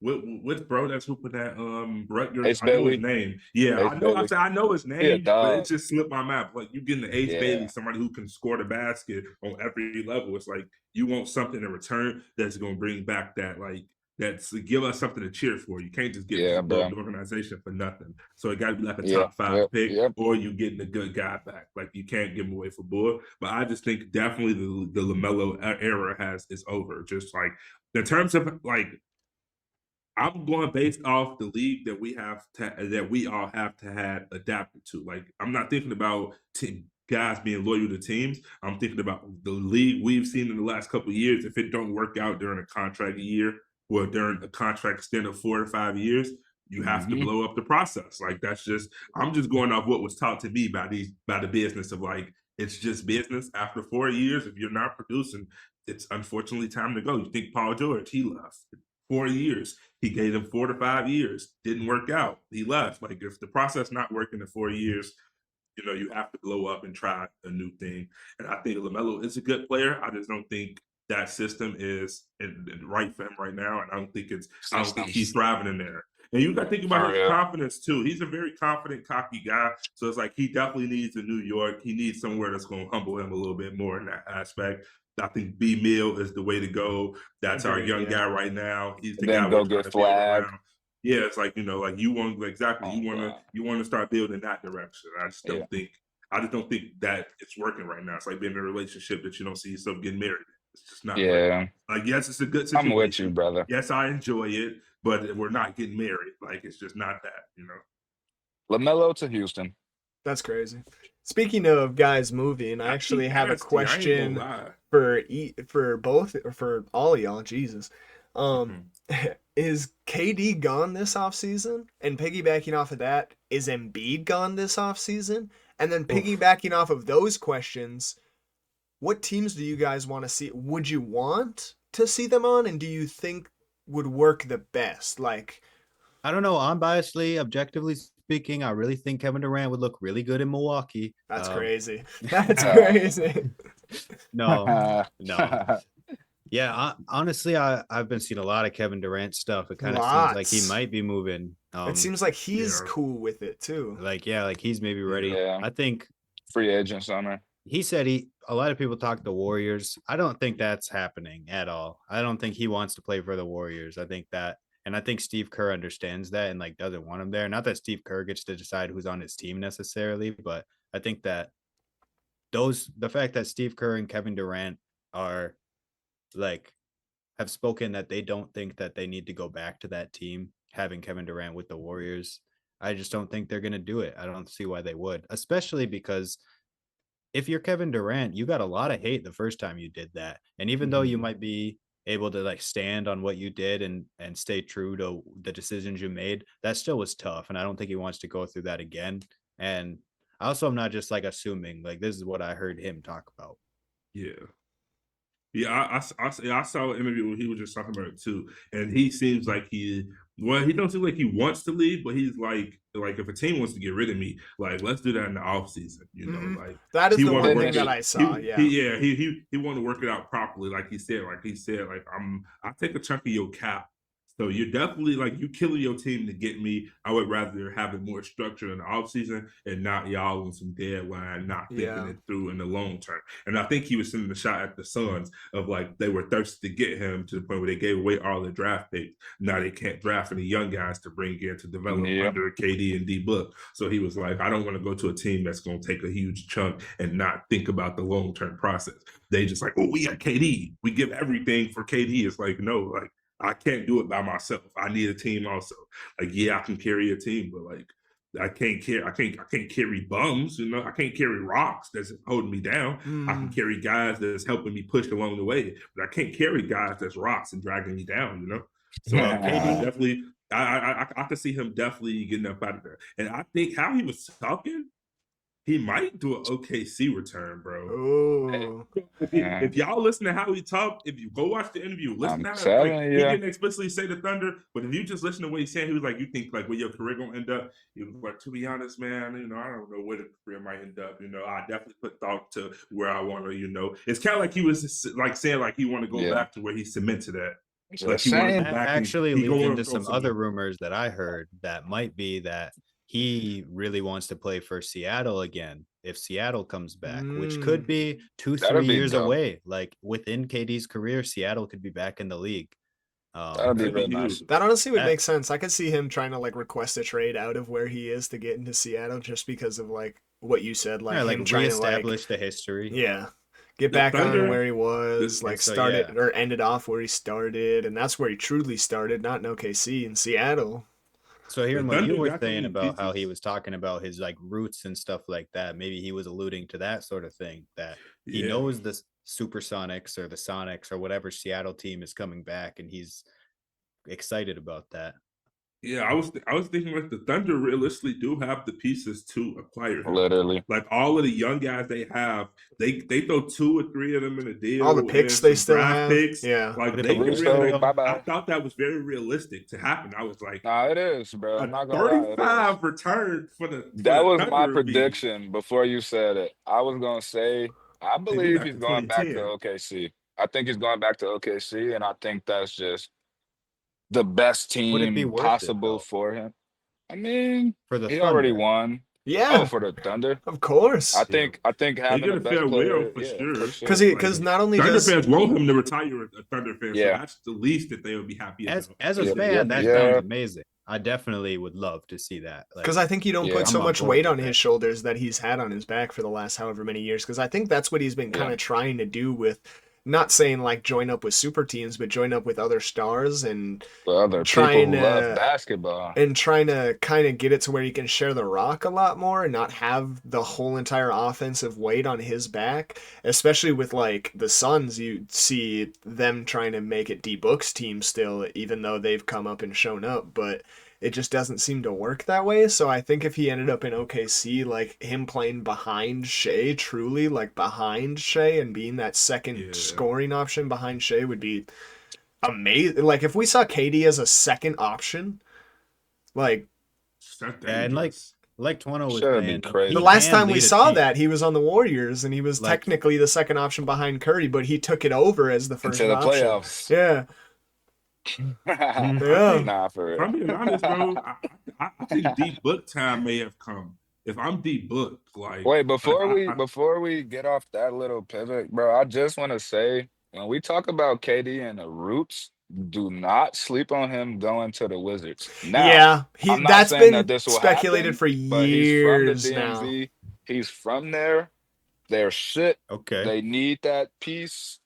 I wouldn't snooze on him going back to Washington. He's said his To whole end his entire career maybe. since being in OKC that he'd be interested in playing in Washington with the Wizards. Yeah, that's where my That'd head's be- at. Obviously, that'd be another comment no on fan thing of I'd what say. Twano said about how he like KD can lead a team, like he has the ability to carry a team. He can do that, but it's much better if he's not doing it. It's better Yeah. for him if he's strictly a scorer and he has somebody else to play make and he has Especially with somebody the else young to get guys. boards and play defense. When he has to do those things and be controlling the offense and also trying to play good defense and make sure that his team is getting enough boards, that puts too much pressure on him to where he can do it, but he can't fully be himself and score on the level that he's able to. So when you add SGA, you add Chet, that is a really good look. It gives him the opportunity to do the full thing. But I think when you put him on a team like the Wizards, although I hear the Roots thing, that would be dope for that reason. I don't think he wants to go to a team that's as bad as the Wizards because I think he's tired of trying to carry teams. And that's why he always goes to teams with the support. He's not trying to build a super team. He's just trying to put himself in the best situation to play his version of the game. Yeah. Literally. The Wizards is like a little sunset, riding the sunset Yeah. type of place to That'd be injure. for the You know what I DMV. mean? That'd Just be for give the DMV for sure. just to give that place happiness with basketball, something they haven't seen since He John came Wall. home. For real. You know what I mean? And who else did you say is out? Embiid? I think Embiid got one more year. I think they're gonna let it play out to get him back fully That's a healthy tricky this situation. offseason. And I think if he doesn't pan out next season, we will probably see him shipped off during maybe the trade deadline. Okay. If he's still on some injured shit, I can I see like him that. being like, I like that. out of here. Like, I I wouldn't like give that a up lot. on him right now. Like, even through the trial and tribulations, I'm be like, he did just win MVP 2 years ago. They So gave up on why would Luka, we? damn it. I'm saying like, but he actually won the MVP. So it's like, well, that is true. They did give up on Luka, and Daryl Morey is climbing out. I don't trust that guy right there. I don't trust him. I don't I even have don't an trust opinion him. on Embiid. I think he got another year. I think time is. Can we just? I don't think What's right the now injury he's gonna miss it. timeline though? Like, is he even playing next season? Like, how do like that? I think We have everything no idea. He plays a said he's role. done for this season. That's why I But think that the Sixers look to move I him. think you move him this summer, man. Yeah. I think you gotta build move him. around Maxey and Jared McCain, and you start the wave. You get Paul George out as quick as possible because he's honestly a I contract see Paul that you don't George want. being gone this summer. That's the one I see. Shit. I see them them both. with Paul Horrible George look. this summer. That would be a horrible look on the Sixers, bro. It's gonna be either way. I mean, They what's trusted Embiid's the Joel outlook on Embiid him? process for the last 10 years for it to do nothing for him. They're consistently the laughing stock of the Eastern Conference. Yeah, literally, they have had good teams and just injuries. The best moment of Joel Embiid's whole entire trust the process series is Kawhi Leonard hitting arguably the best shot ever against him. It's true. Like, the most memorable Joel Embiid 76ers playoff moment was them losing. And him crying in the tunnel afterwards and everybody being like, Hey, oh, crybaby, boy. bitch, da-da-da-da, this, that, and the other. Bro, Like, I cried in high school. I cried in high school after a baseball oh, yeah. match. I don't think he was a crybaby Yeah. for it. I think he's I a call true my mama. competitor for it, but I'm just saying Never what thought people I'd said. call my mama for no shit. Oh yeah, people literally don't let NBA players have emotions sometimes. Yeah, no. I think literally athletes want in them- general, bro. Yeah, you're right. I called my mama after that thing and was like, I just don't get it, man. We play But so what hard. team do y'all think that Embiid would be traded to or look good on if he did get traded? Oh, Yeah, he worked too much. I don't He even worked too know. much. Like, who can afford him? Is he bro? worth that much, Barcelona. though? Well, technically- I wouldn't say like What is What Joel is that, Embiid's 20, worth right now? Tell me. Tel Aviv. Like Tell me 70 million a year. No, No, I know he's getting contract 52. worth. I know 52, not contract worth, 70. but 70 trade is value worth. crazy. Tell me what you would trade me for Joel Embiid right now. Well, me, I'm a lowball you because of what he's going on, but just like Exactly. That's what I think every team is going to do. I think his value is plummeted. This man hasn't played somebody's gonna be a buffoon. at a consistent level for 2 years now. Yeah, and you got to take his contract, bro. You got to think about a trade. Most times that is not people are getting fleeced in trades. Like the Lakers fleeced the Mavs. Like that's just the truth of the matter. Yeah. So it's like yeah, somebody the Heat got somebody fleeced out of fleeced. Jimmy Butler. So that's why I'm like, I don't think his trade Somebody's value is that getting high. fleeced. Yeah. Yeah, if I'm the Bucks, I'm Maybe. giving you Brook Lopez, AJ Maybe. Green, yeah. and a pile of picks. Maybe Ajax if you're not taking that. I'll give you 2 young guys. What if Joel is doing his own little Jimmy Butler thing where he's like, I'm gonna just say I'm injured, get my little stock down, get about it up. 'Cause Jimmy Butler I thought he was definitely did doing his that. shenanigans. I thought he was doing that years ago, so I definitely don't think that it's like out of the question. It's just a He long did play. just get surgery. You gotta trust the process. The man just get knee surgery. You can't fake a knee surgery. Oh yeah, no, I That's definitely true. don't think it's faked, but I mean, you Well, could, we though. did. We I'm not didn't trying to fake operate on it, him. but the He got a lot of whole money. He can I'm pay never somebody to say playing what I'm- back to backs and like coming out with all of this stuff Yeah. that he Not said. putting It back to definitely back is seems nuts, like my he's boy, trying like- to play a chess move. Yeah, I'm not with Like- all of that injury management shit, bro. Like I hate that shit a lot. Yeah, it's But where just would we hate to see yeah. him go? Huh? Where would we hate to see him go? I'd hate to see See, him on the big men are Bulls. weird, bro. Big men are Oof. weird, bro. I Especially would hate to see him superstar on big the men. Celtics. That's exactly what I was thinking. Yeah. Him on the Celtics. Bye bye, And Jaylen Brown. especially if they, but I would say if they're able to keep Jaylen Brown and Jason Tatum, that's nasty. To transition Like, off of the able to- team we were just talking about, I would hate to see him on the Thunder because they probably have the pieces to be able to do it and the contract space if they make it work. for sure. They could have, yeah, for sure. Imagine That's Shea really- and Embiid next to each other. But now the league's fucking over. Embiid's playing well, they're back to gonna backs. get He's playing 55 82 like games in a Shaq. season. They Like, can Yeah. 55 free throw attempts a game. yeah. Yeah, man. They shit plus Joel shit. Yeah, you throw KD in that bitch too. Them niggas shooting. Yeah. Foul free throws merchant a center. game. Yeah. Like, Embiid's a weird one, bro, because he's I've MVP gonna dog. shake the We've league. seen them. You can't trust him with the No. money that he's getting paid. Like, who takes that risk? And that's why I was saying when y'all were saying like a team has to get fleeced to get Embiid, do they really though? I think that Embiid will definitely, when a trade happens, whenever it happens, it'll look like a fleece. But I think that like whoever takes him's taking a huge risk, bro. Like No a doubt. huge risk. You still got to pay him Fleece $62 this million season. in 2028. That's why I bro, completely fleece agree is with you. I don't crazy. really think it's a fleece. I think it's just his value's completely dropped It's into the weird, gutter at like, this bro. point.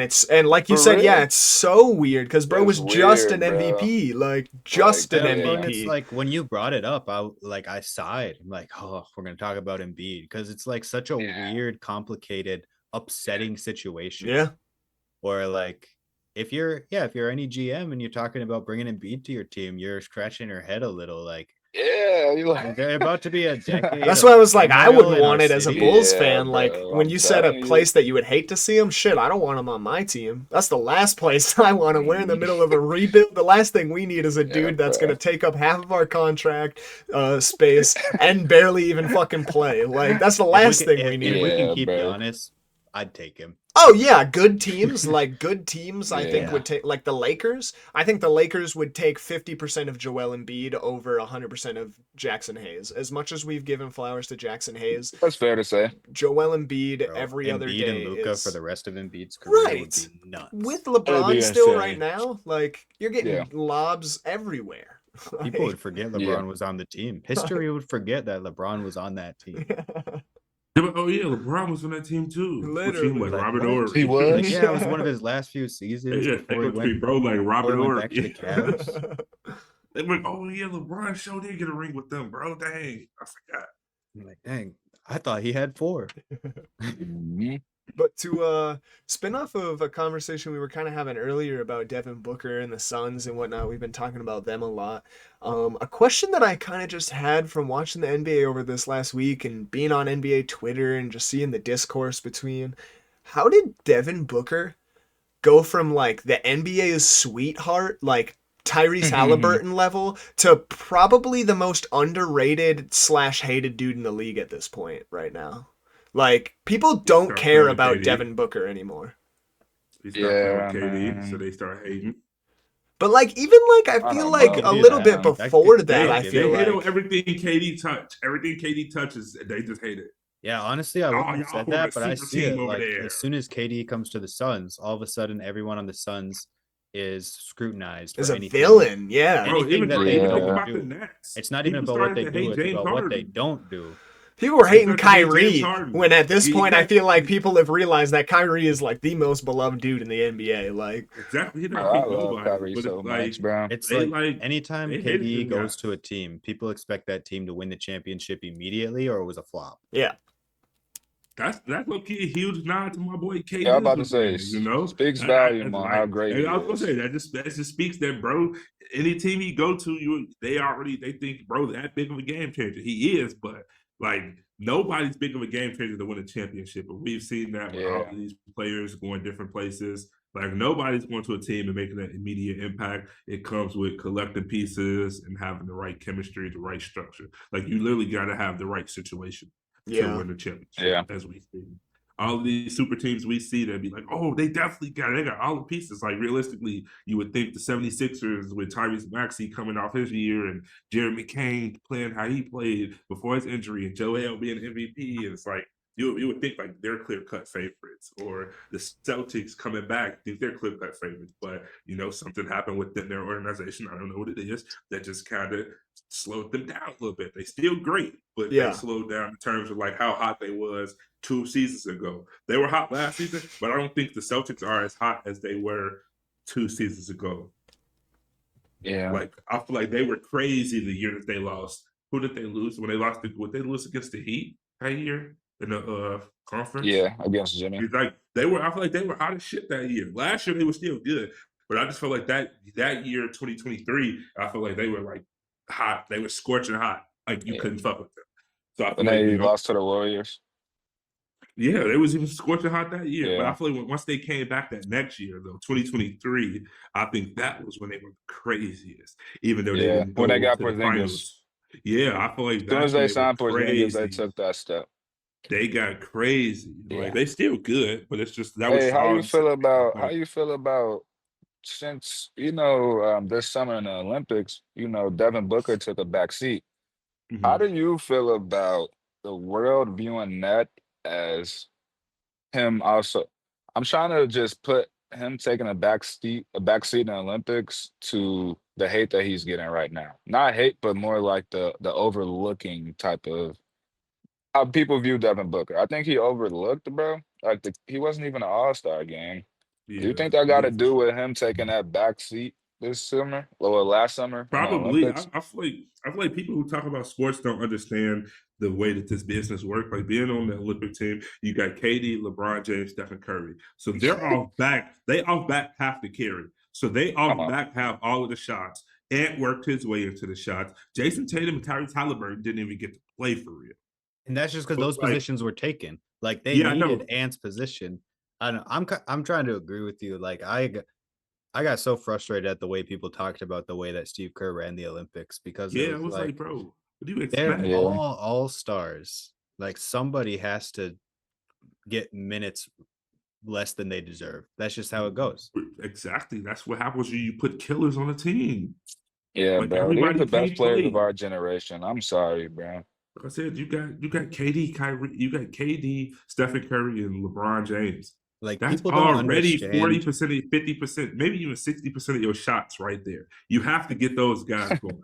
Like you Like have for to. real, bro. Like no coach is not getting those guys going, and then you got to work in Bam because that's the only big man out of that 3 group right there. So you got to make sure Bam getting there. You got to make sure Embiid getting his because he's an MVP. You got to make like Edwards Anthony is so cocky. Davis.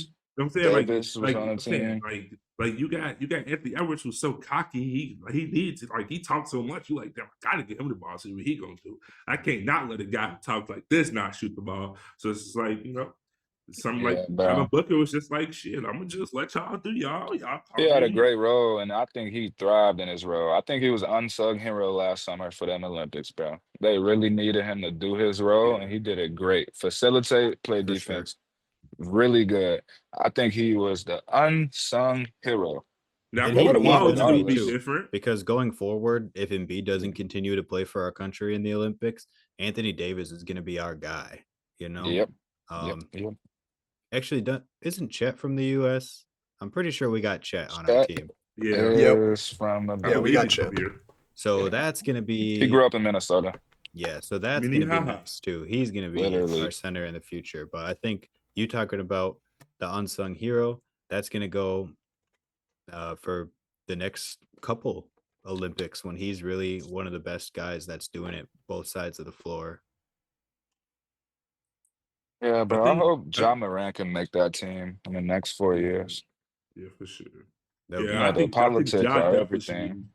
be. Yeah, Yeah. it's gonna be a crazy pool of guys on that next Olympic I could see roster to like see. Brunson. Like, It's I gonna want, I be want to see. I I think want to Brunson see a should get lot out of. there for sure. I Yeah, think Brunson bro. is a I good want to see some facilitator. new. Like, show us a new generation, bro. But we low key needed Bron in them though. We needed the Avengers. Yeah, last we season. needed the Nah, Avengers. for FIBA, sure. we And They're was still the like, best in the world. They're still the yeah, best in the world. And I was gonna say people underrate those three players, like it because was the they're first Olympic. it's like it's still their league, but it's also the younger generation's league at this point. And so it's kind of that weird mixture right now. But as soon as Curry and KD and LeBron retire, man, people are gonna talk about them like they were literal gods in the league. Yeah. Like Yeah, everyone's bro. gonna be so upset that they're not around, and they're gonna talk about that last Olympics Mhm. run and Curry's game winner, and they're gonna talk about all that, and they're gonna be, so Yeah. I feel like people just need to understand that seniority rules. That's just like a rule in life. And yeah, sorry Hey, I just about thought it. I just thought about this. This is completely off topic, but not completely off topic. It has to do with Steph, KD, and LeBron. But I was thinking for this 2K intro, like y'all know how 2K16 kind of started with like the little boy when he had the ball, he had to play James Oh Harden, yeah, Steph Curry, like that that shit similar was thing. cold. And But then MJ at the end. yeah, and then I think they should do that and involve Steph, KD, and LeBron in there, like when they all like retire, and then whoever's the last one to retire is like the last one walking up to the throne, and then whoever the my player is come in and try to steal a seat. I think that'd be a good intro to like. I think that would be a really good way. Hold up. On that God level.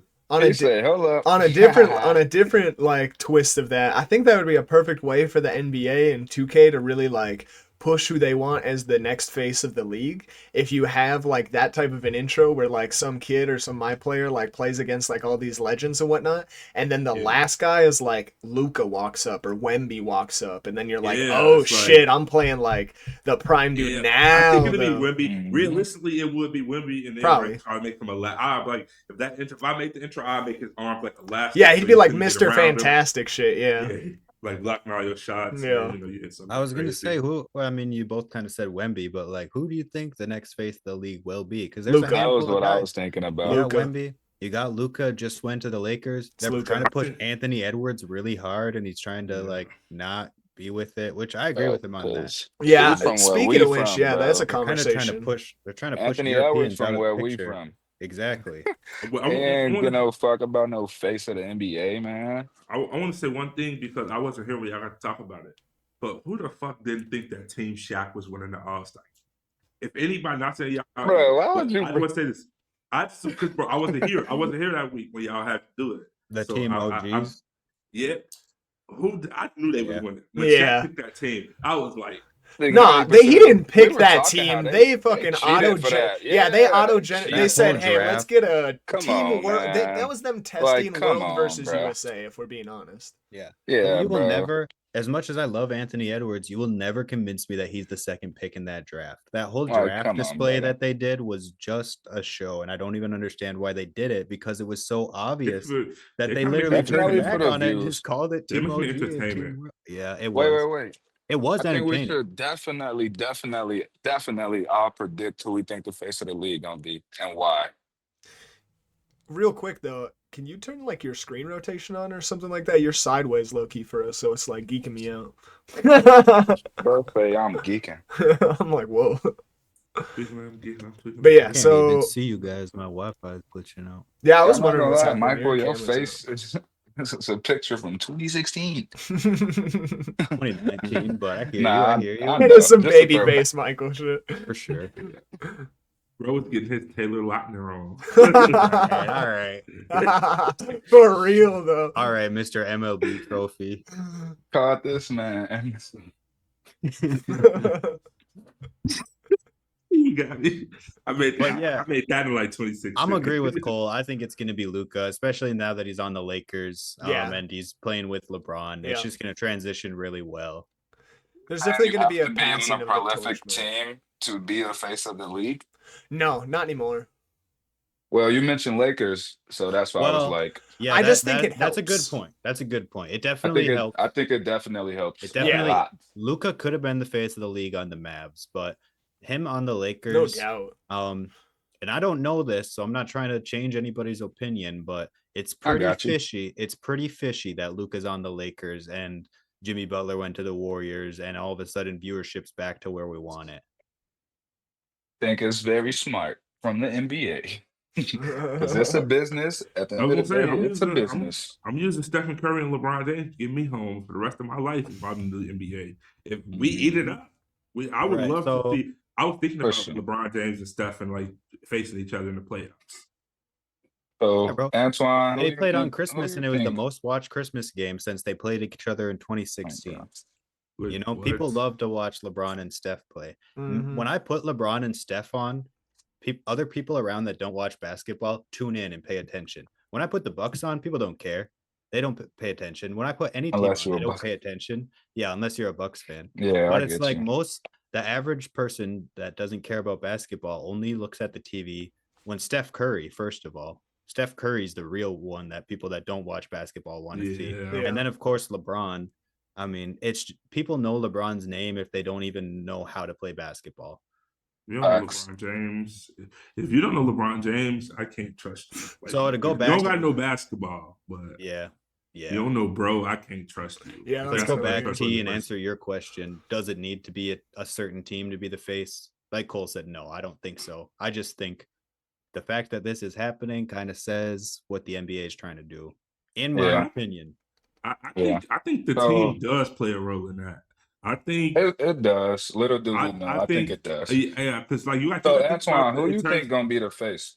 I want to hear what you got to say as well. I'm gonna go Anthony Edwards or I'm gonna go Luka Doncic. I got three. Like I'm like I don't know. I'm pretty indecisive. Wemby's a huge one for me too. Yeah. But I'm gonna say Wemby a little bit. He's nice. I'm not saying he's not nice and he's not great, but I say he's a little bit farther on his journey to becoming that face of the league. You think so? Like, yeah.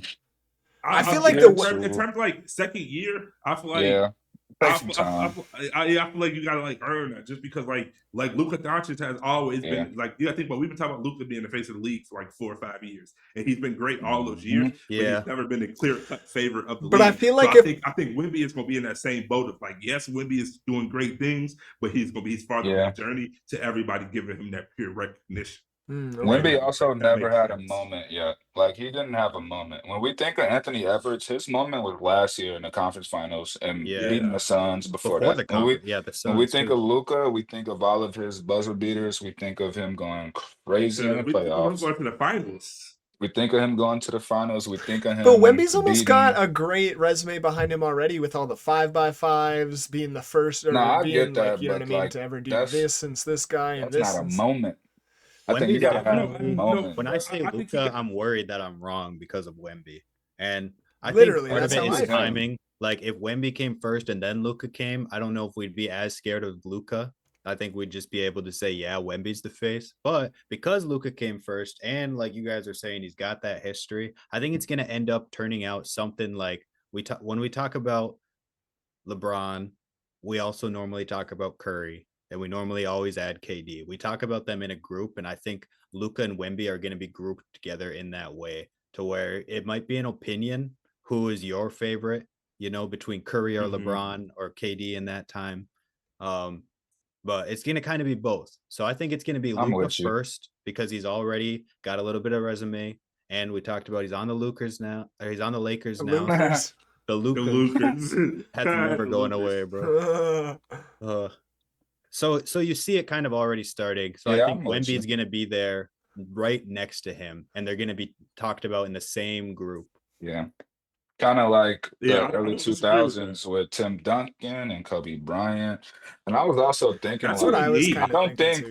I Yeah, don't think I That ever was a witnessed crazy Tim comparison. Duncan as the face of the NBA, and he was probably that's the because he was too best player in the quiet. world. Yeah. Yeah, They he's didn't I'm too want him quiet. to You don't saying, be. have the right, but personalities to be the we face. trying to put Wemby in that. I don't think Wemby's just loud guy, bro. He reminds me of Tim Duncan. I That's don't how I see. know. Wemby definitely be Bro, flexing on people and he stuff. reads books in the locker room, brother. Like Okay. he's not this All right. he's I not don't this think being an loud intellectual mouth. means you anything. can't be loud when you're on the court When and competitive. when you talking about a loudmouth rah-rah guy, I have not seen that from Wemby. No one has. Like We haven't I've really seen it never from Luka seen. either. We've only really seen Yes, that from Yes, bro. Embiid You yes, you and see, have. But Every yeah, the time what he are Luka hits you it, did. talking every time he hits a about? game winner, he's like, What are you talking Who about? face he Luka Yeah. he when screams. him and celebrates dude when he got in the scores. face? Everybody Luka celebrates when goes they score. crazy Come on. though. Luka No, goes it's crazy. He's like, different, bro. Like it's different. To have the instinct to scream at the bench of an opposing team when you just hit a step back in front of the coach's face, that's a different mentality, bro. That's not Wemby, basketball. Change your what are you game talking plan, coach. about? A step huh? back Bro, three is not basketball? I didn't say a step back three wasn't basketball. I said reacting does not determine that. I mean, No, I'm saying the tenacity, bro, the emotion, the outspoken I mentality think that that plays a we big part see in it on being you. Yeah, a That's I was gonna plays say a that role, definitely plays bro. a huge role because it's Kobe marketable. Bryant, It's all right. Mamba, market like right. you got to Wemby, market bro. Already said personality. Luka's had those opportunities to show that emotion in those situations. Wemby's never had those moments, so we don't even know if he's gonna have that type of emotion to start Well, a nice rivalry with someone or something yet. that's what And Tawal bro, was saying though. that's my main Tawal was point here, saying though, like brother. That's my Wemby main hasn't point. had his moment yet That's what to I'm be in saying. that like conversation. Like he He definitely gonna has the get there, potential I to be a thought you but face were of the saying league. he's just Like never gonna do that. no. no, He was bro. just This saying, is bro, second bro year. had to have his moment All yet. right, Like Yeah, then he I That's hasn't, kind of agree. what he I was hasn't made thinking his yeah, too. yeah, Yeah. yeah, yeah. showed It'll be like he wrong shows for me to say that. glimpses. No, Yeah, I thought that's where the Tim Duncan comparison came from. Because Yeah. realistically, Tim Duncan could have been the face of the league the whole time, but like you were saying, he was quiet. He never really wanted to be. Yeah. And I Well, don't see like that for Wemby. I see him yeah, kind of wanting to step into that role. he want to. It's yeah. just he got to.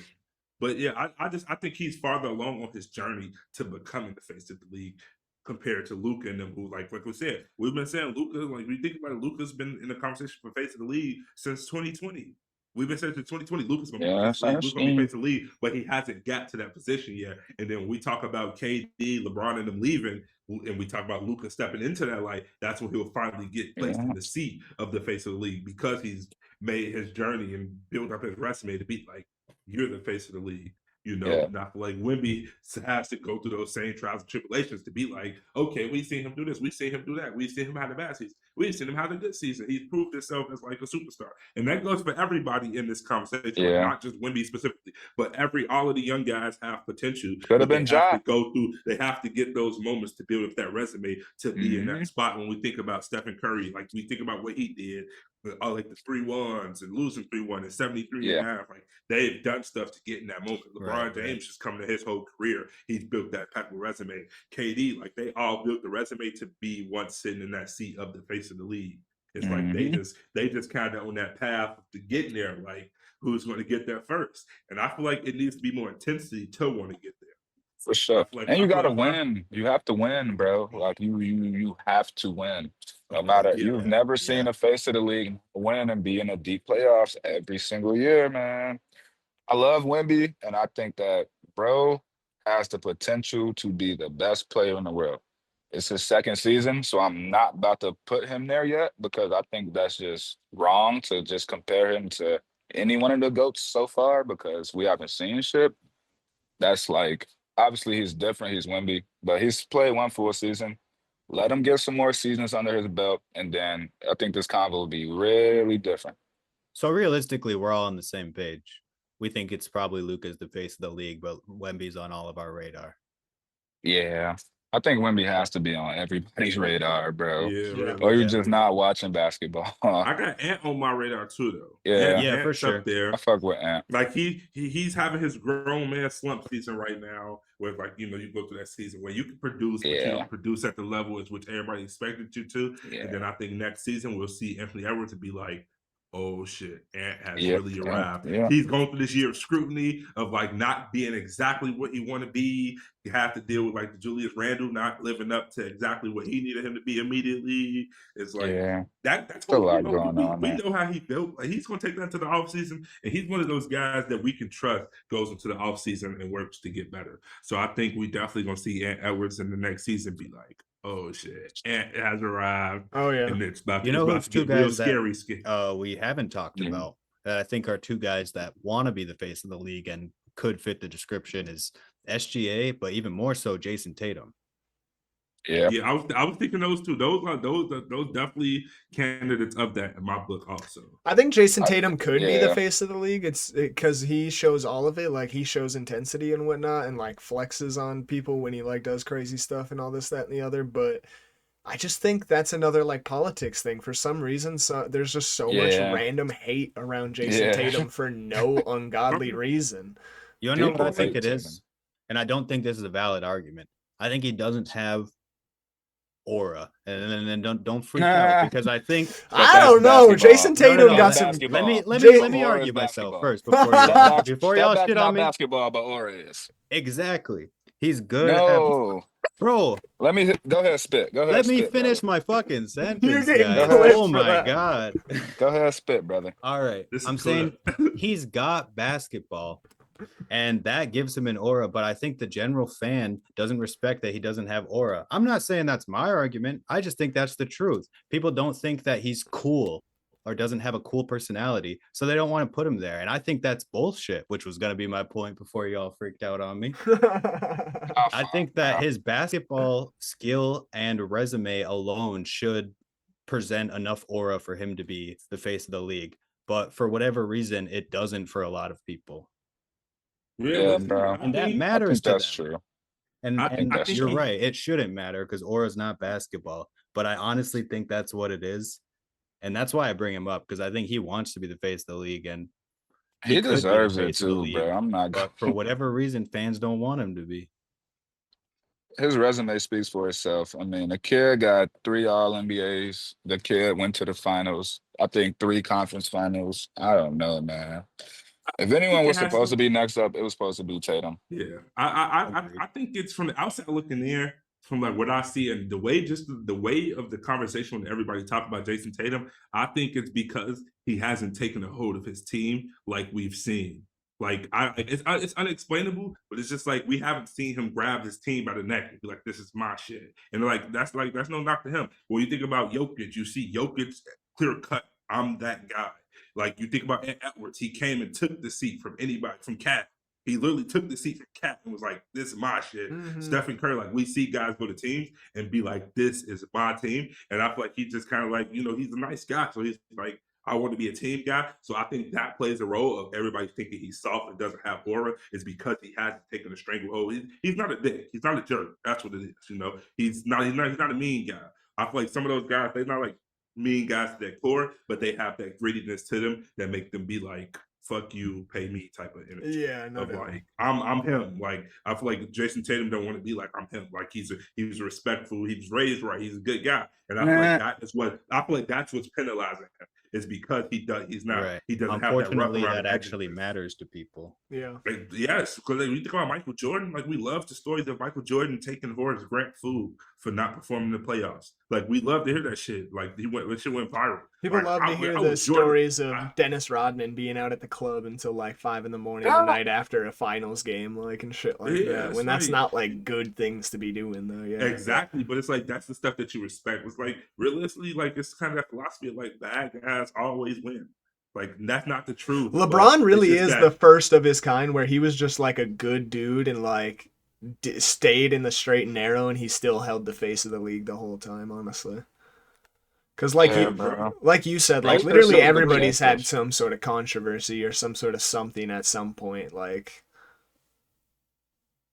Like, the Yeah, face of bro. the league so subjective, bro. Because, like, let's be honest, now that I'm thinking about it, it's low key supposed to be Tatum shit. Like, it's supposed to be Yeah, it's clear supposed cut to Oh be Tatum yeah. shit. It realistically. is. Like, now that I'm thinking after what Michael said, I'm like, damn, it's supposed to be Tatum shit. We talking about Anthony Edwards, but Tatum did more than him, bro.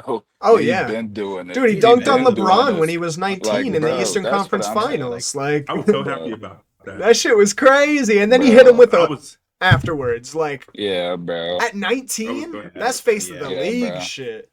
I think we definitely got to give Tatum his flowers. I just think he receives a lot of fucking unnecessary hate, Yeah, bro. just And weird ass he's a hate. He does. He dog, does. bro. It's He's an like, damn. animal, bro. Like, But like I said to some of another podcast, it's just that human nature thing of just wanting to hate on somebody. Yeah. Like we yeah, just like humans just have that. I don't know. Like I really want to study that, but just like when you see yeah, somebody bro. in a good position, we gotta find some reason to discredit the hard work that Yeah, they put in. bro. Bro, Yeah. that goes back to what we were saying about KD. Every time KD goes to a team, why do people want to see him win? They don't. They want to see him lose. They want Literally. to say Yeah. you didn't win. And And it's it's like, like, bro, how you gonna hate on the guy who like worked hard to get here? Yeah. bro, Mhm. that is, we could probably go to take a whole psychology class over 2 semesters about that specific thing. Like, About why people hate human KD so behavior is much. so weird. Yeah, just the KD part. No, but like, why do people hate success? Like, for real, bro.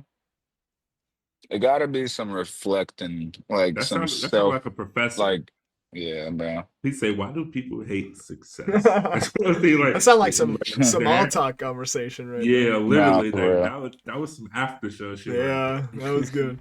But Speaking of after show, it seems like we've talked about. Oh no, you're good. I was just gonna say I it was seems gonna say like we we've. took Yeah, seems like it's Yeah. about time to take a we've little been going break. like 3 hours. So I We've was been going just thinking about 2 hours now. Yeah, so about 3 hours. yeah. Yeah. Since we've We been in the talked for an Zoom. hour. We Yeah. talked for an hour before Yeah.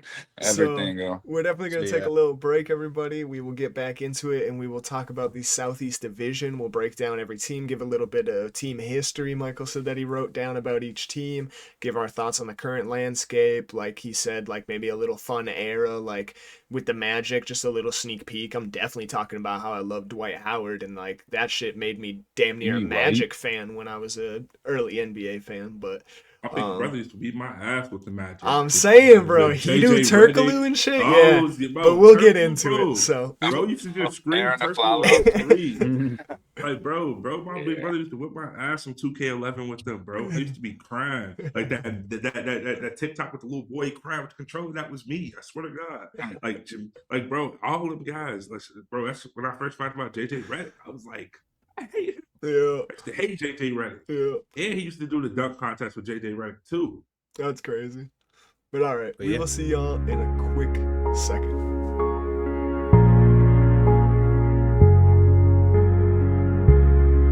All right, getting into that Southeast Division.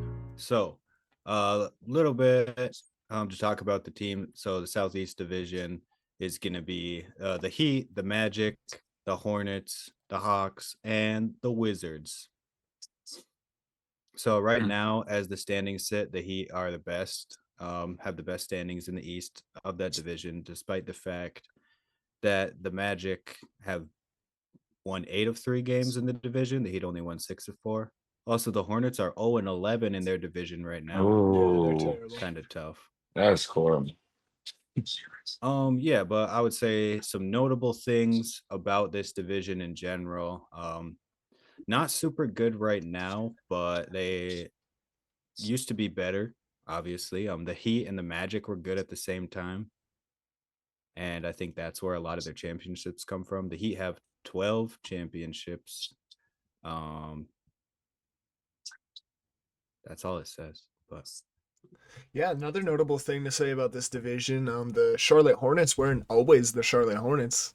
Charlotte Bobcats at one point. oh yeah, right. Yep. That's what I got written down. Charlotte too. Bobcats at one point. It wasn't always the Hornets. They turned into the Hornets in 2014 until So weird to today. think about. Yeah. And Like, I then, remember that. They were so bad. yeah, because they were the New Orleans Hornets, and then they swapped up Yep. to Charlotte, and then New Orleans turned into the Pelicans, and Yeah, the Wizards have a pretty crazy history too. They actually started in Chicago as the Chicago Packers. They played for a I knew season, then that. they rebranded to the Chicago Zephyrs and played for a season. Then they moved to Baltimore and rebranded as the Bullets for about a decade. A lot of people heard about the Baltimore Bullets, Capitol Bullets, Washington Bullets because they eventually moved. So that Bullets team, they eventually didn't want to be called the Bullets. Now they're called the Wizards. Mr. Kelly. Oh. So yeah, let's dive into a team. So let's talk more on the Wizards. Yeah, we'll start from the bottom, go up. Yeah, so the Wizards have had a pretty interesting history, moving around a lot. Their most notable player, I think, is probably John Wall in the modern era. In the modern era, yes. Yep. Yeah. I'm glad you said that. Glad you said that. Right. Yeah, because I can't even remember bro's name.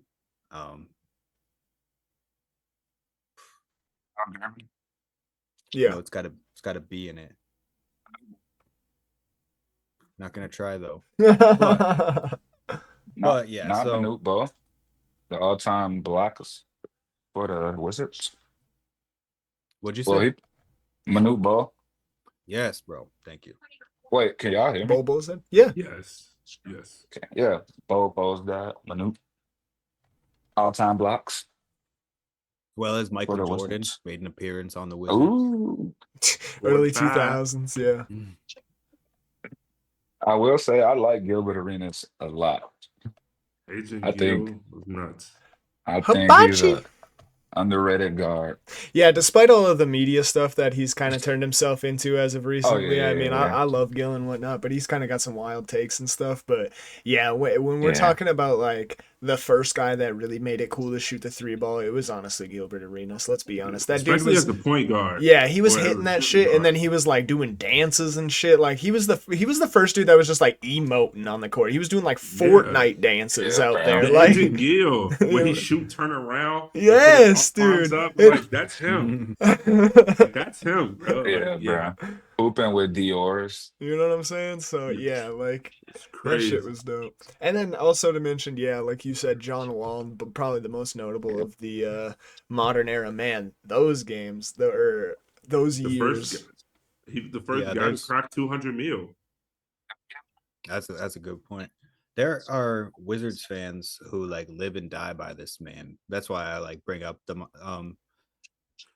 I stated him as the player because I feel like for a majority of people that care about basketball today, that's the guy that they would look at, who they saw. But so we talk about the Wizards' downfall. The Wizards traded John Wall for Russell Westbrook.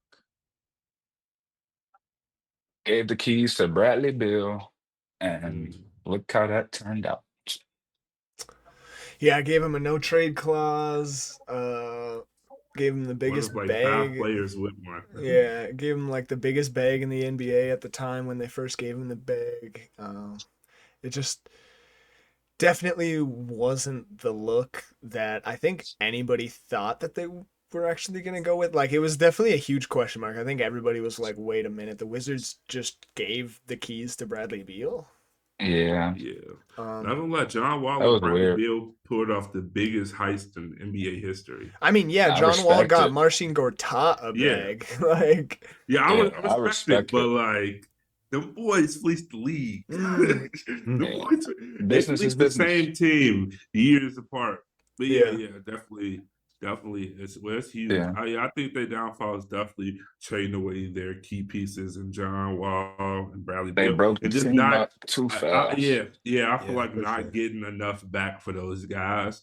In a sense, like, well, we see how their careers played out as they got traded. They definitely declined after they left with the Wizards, but I feel like they could have got more back for those guys in order to like build for a better team. I definitely feel like they blew up the team without having a clear cut idea of which direction they wanted to go in, and I feel like they're suffering from that now. Yeah. I I mean, felt they like was it going to the kinda playoffs every year almost. I feel like the fans felt blindsided too when John Wall left. Like obviously they were at a state where they felt like that was the best business decision to move him, and I'm not saying that was wrong, but I remember a lot of fans being like shocked because that wasn't something that had been in conversation.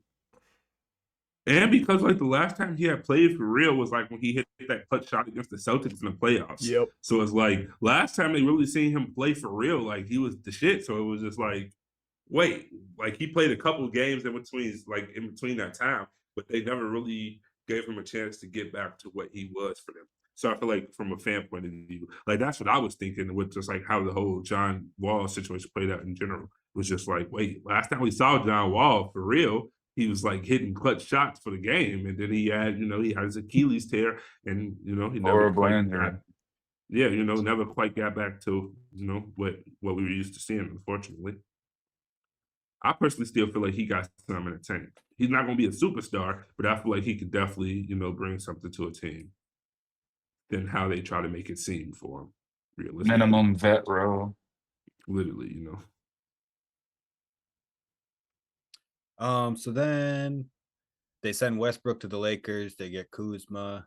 They also got Jordan Poole, and that was a whole little era that we've been living in till the recent trade deadline. And we've talked a little bit about this before. It's not like Jordan Poole or Kyle Kuzma are bad. It's just like neither of them are the guy to control the game. And they were kind of asking both of them to do that. And it was just messy.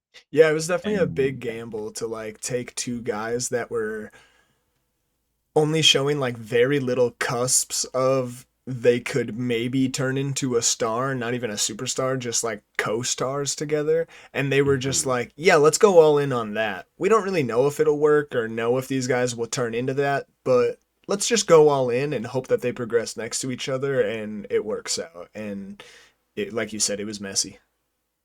Yeah, I mean, the Wizards, last year we talked about how bad the Pistons were, but it's not like we were considering the Wizards that much better than them. Like the Wizards have been a bad team for a while, and it's kind of. I mean, there's the classic Kuzma tweet of you don't want to be that team that loses to them, and then they literally went and lost to them. So I mean, yeah, that's that. You know, that what I mean? lets you know. Perfect example for this moment. Like, that was the Wizards for you. That was the Wizards era of Kuzma and Poole. Yeah. Go ahead. I was gonna say I feel like we saw them when they were on the Lakers and was on the Warriors doing like crazy dumb shots that you was like, yo, what are you doing? And I feel like taking those guys and be like, yeah, we're gonna make these our new like future was just not a good crazy. Like they were definitely they could have been key pieces, but I feel like they should have had a superstar first. Like, if they would still have Bradley or something, maybe it would have worked out. Maybe, just maybe it would have worked out. Would have been way better than 48 wins. 48 losses. Yeah. But yeah, like having two guys that you saw make dumb decisions and dumb IQ plays respectfully lead your team was just not a good idea. Like those not two guys I would have went all in on. I definitely would have been looking to get a number one to put with them and not have them be my number one and number two. Yeah. Those are definitely 3 and 4s. Well, maybe 2 and 3s, but they ain't number 1. 2 and 3s for sure. That's respectfully.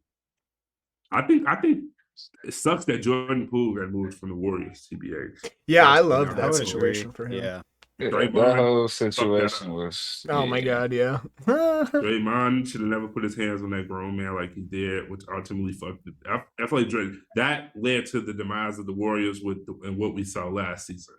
In terms of how they played last season, I feel like Jordan Poole could have been that recipe for them in that moment with the Clay decline. That would have been Jordan Poole's time to step up, and I feel like he would have done that. Like, I feel like he complimented Stephen Curry very well. Bro. So I think if we're going to choose a goal for the Wizards to focus on right now, I think it's pretty obvious. Trade Jordan Poole. Tank. Cooper Go Flagg. get Cooper. Cooper Flagg. Go get Cooper, bro. We were just talking about Jordan Poole, so like that honestly makes sense why you said that. But get his ass out of here. But yeah, go get Cooper. Their main goal should be Cooper Flagg. Yeah, sure. Definitely should be going to get Coop. That's a tough place to be in as a team.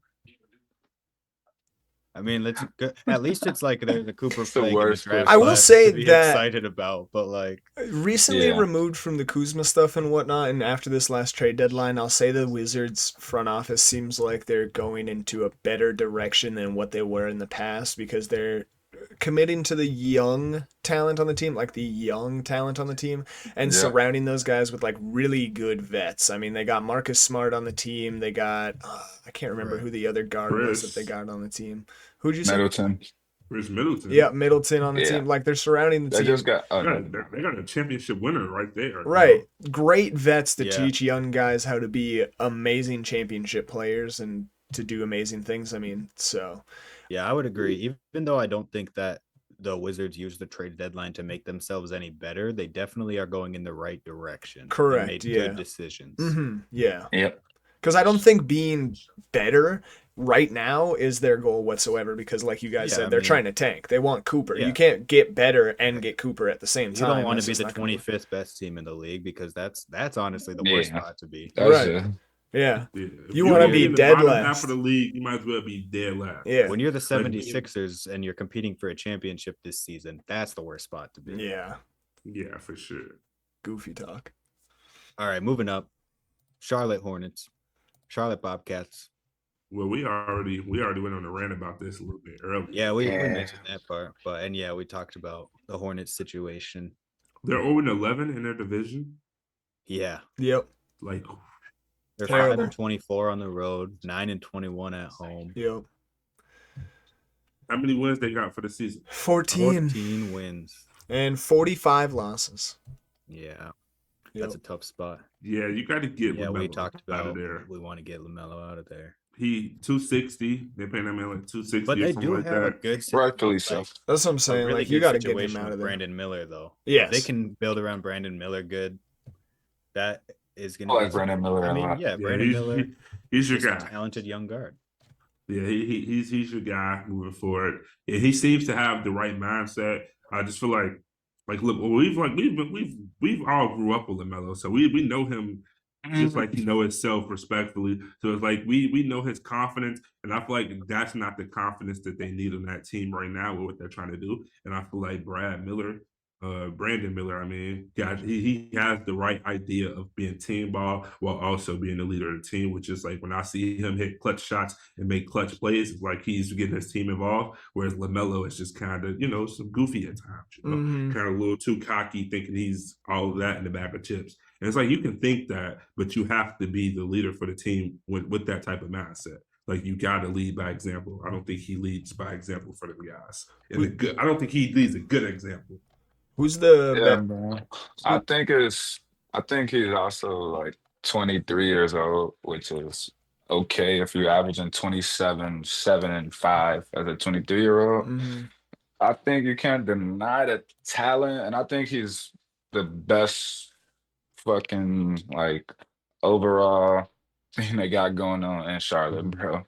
I don't know. I'll get you though, brother. I'll get you. Who do you think's the best Hornet in history, or Bobcat, I guess, in history? Yeah, I was thinking about that one. That one Because we posed that with the last Gerald team, and I Washington. kind of liked it. Wow, Yeah. that's a good. What do you bid. say? Gerald Washington. Yeah.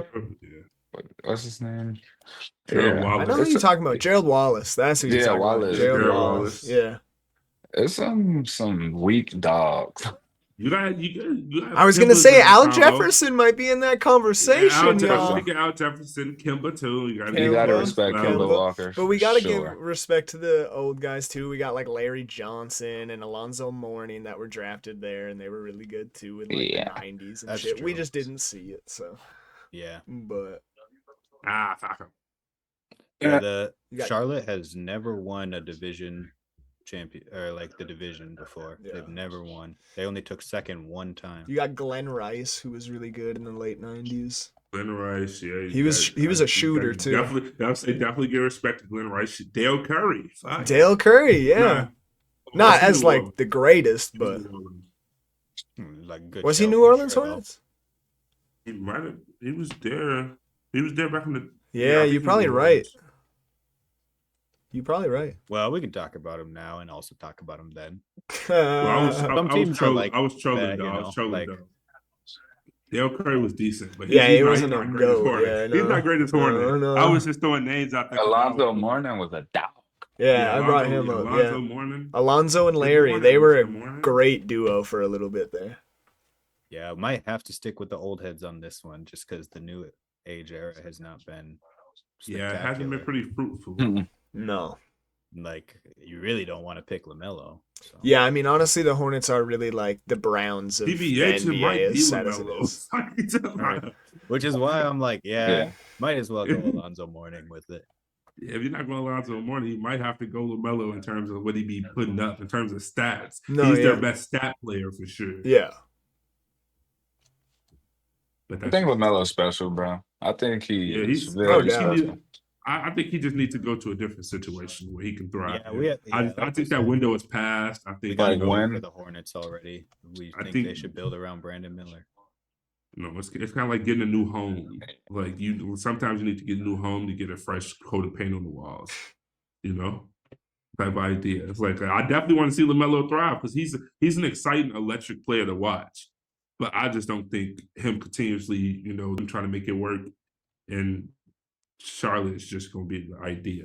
Like, you just think you got to move on from him, move to a different situation and let him spread his wings elsewhere. And if he make an immediate impact on the team and win a championship, that's ultimately what he needed. Like that was just a good situation for him. I'm thinking of him as a player and less as the organization. It's like for LaMelo personally, I think he should just get up out of it. I think it's time you try to figure out a new situation and go have fun over there. Yeah. I just think that ship has sailed, Like it's too much bad aura going on. It's too much bad aura going on in Charlotte. It's like just move and get a new situation going on right now. Especially after the 50 ball, like you just lost by 50. Now people scrutinizing you for your leadership skills. It's not like it's only gonna get worse for you if you continue to stay on that team specifically. Yeah. It's just gonna we're just gonna keep blaming it on LaMelo time after time. One goal for the Hornets though. I feel like we've been talking about that. Yeah. Trade LaMelo. And get some shit back. Cavs just won 10 straight. That just on to the next. On to the next. All right, so on to the Hawks. The Hawks started in 1949 as the Tri-Cities Blackhawks in Illinois. Everything great about America comes from Chicago. Yeah, well, I mean, basketball started in the Midwest, so you should see it grow from there. Then they moved to Milwaukee, the Milwaukee Hawks. Then they moved to St. Louis, the St. Louis Hawks. Now they're in Atlanta since 1968. So they've been getting around a minute. Yeah, they were in Milwaukee for 3 years, St. Louis for a decade. Here we are. I think St. Louis is the basketball team, which I've already said before. Yeah, that's shocking, to be honest. Just putting that back out there in the air. Atlanta Hawks. Who's the best Hawk about? I mean, Dominic, right? Yeah, I was going to say Dominic would be Dominic. Bob Who's your favorite Hawk ever? The person that comes to mind isn't always the person, but in this case, it is. I think it's Dominique Wilkins. Like Bob Pettit? Like he's like Bob Pettit. He's definitely. I think they were both maybe. Like, was Bob Pettit in the top 75? Because I know Dominique. I would hope so. He won like 3 MVPs. But I think you just have to give it to Dominique just based off of like. Yeah.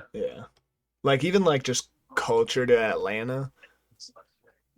And like Hawks culture. Right. Like Dominique is that I would guy. have to say, once we start getting into more teams, culture is going to end up mattering once teams. Because like right now we're trying to really think of who the best one is. At some point it's going to be tough because there's going to be it's going to be deciding who's not worthy rather than deciding who is, Bob Pettit and Dominique Wilkins made the top 75 NBA teams. So arguably sense. those two definitely the best Hawks of all time.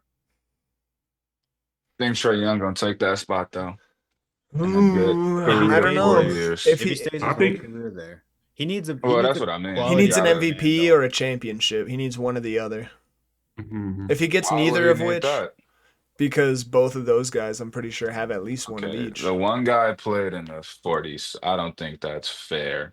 He played against plumbers. Like, come on, brother. But Bro, I he get what was a you're plumber saying. himself. I'm just trolling. I'm just trolling. I get what you're saying. I'm not mad at that pick.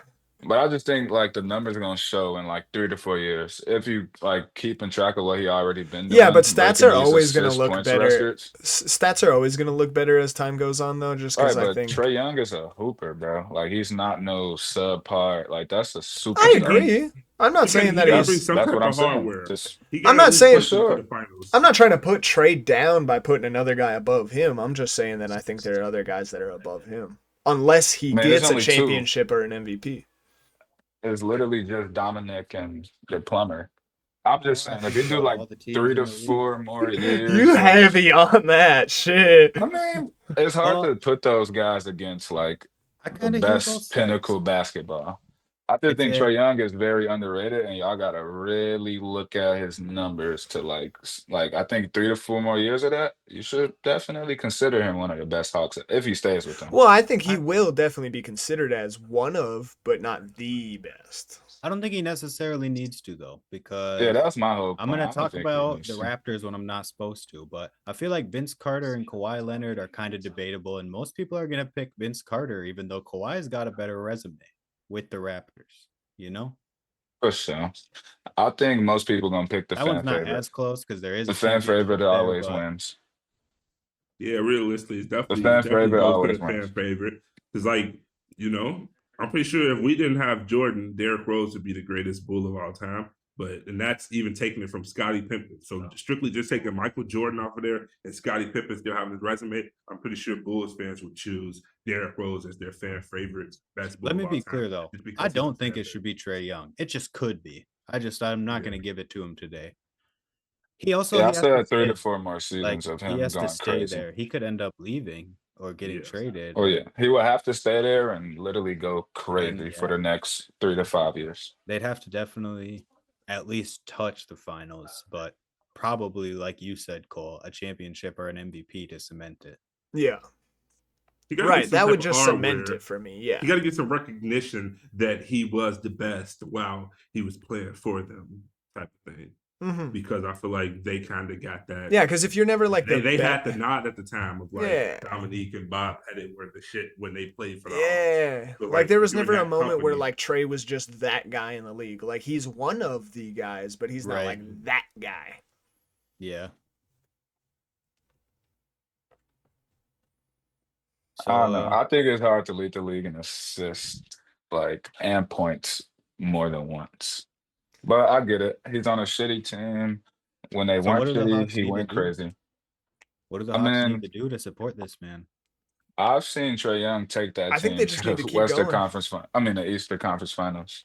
They just need to Think keep twice. everybody as much as they can. It worked for the Cavs, so Yeah. They that's just need to honestly a hold good on to their convers- assets. They have really great young players. Trey Young, like we're all at least agreeing on that, like he is an offense by himself, damn near.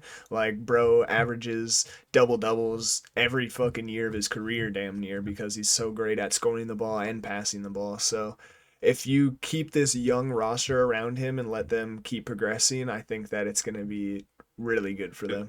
If he was in 05, 06, he would have been the back-to-back MVP with that. Oh, stat yeah. line. double, averaging 24 and 10. Like the Mets would have been a back-to-back MVP. I could have sworn Steve Nash got that shit averaging like 15 and 12. Yeah, Which but is we like all 30. agree that was a robbery Like- to Kobe Bean Bryant. Yeah, I know. Let's be real. I know.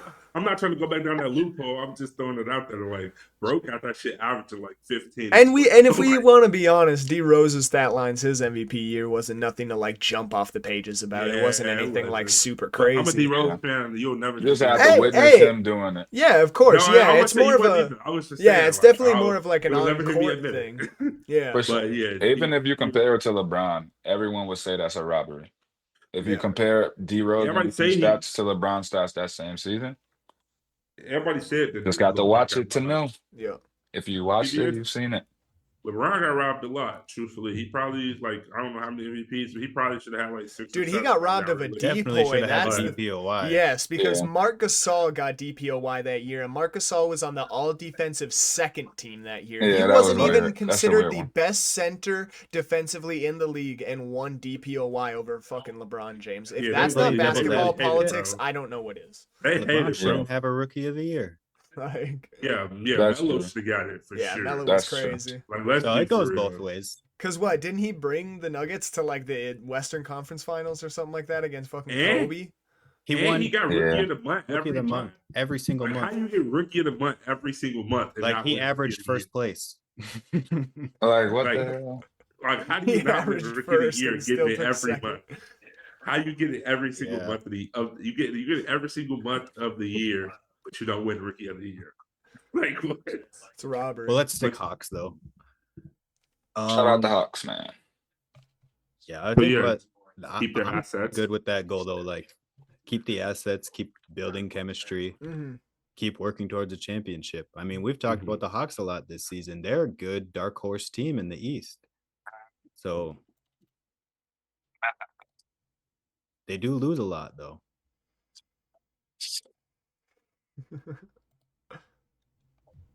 They do lose a lot. Yeah, I definitely think they probably need to get some.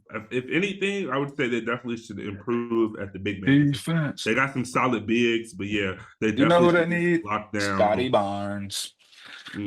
Scotty Barnes That'd would be be good. That would nasty. be a for really them. good piece.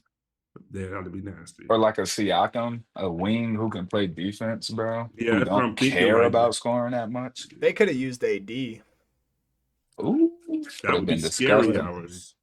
Honestly, that Yeah. was my takeaway from the All-Star game was just put a good big man with Trae Young. That's a championship team. I don't care who the rest of the roster A is. big man with a high motor, because Right. Capella's a solid big man, but he doesn't have a high motor to keep going. He needs Yeah. an Trae Young's all-star motor. big man, low key. Yeah, he Yeah. needs somebody with a high motor. He needs It's a also That'd be probably what it disgusting. is. Towns, a Victor Wembanyama, a Jokic, a Anthony Davis at worst. Mhm. for sure. That's crazy. All right. Yeah, that is crazy. That not to make bro feel bad, but moving on to the Magic. They're sitting at Orlando. 29-32 right now. Orlando Magic. Nobody in this Orlando division's above Magic. 500, by the way. Orlando So. Magic.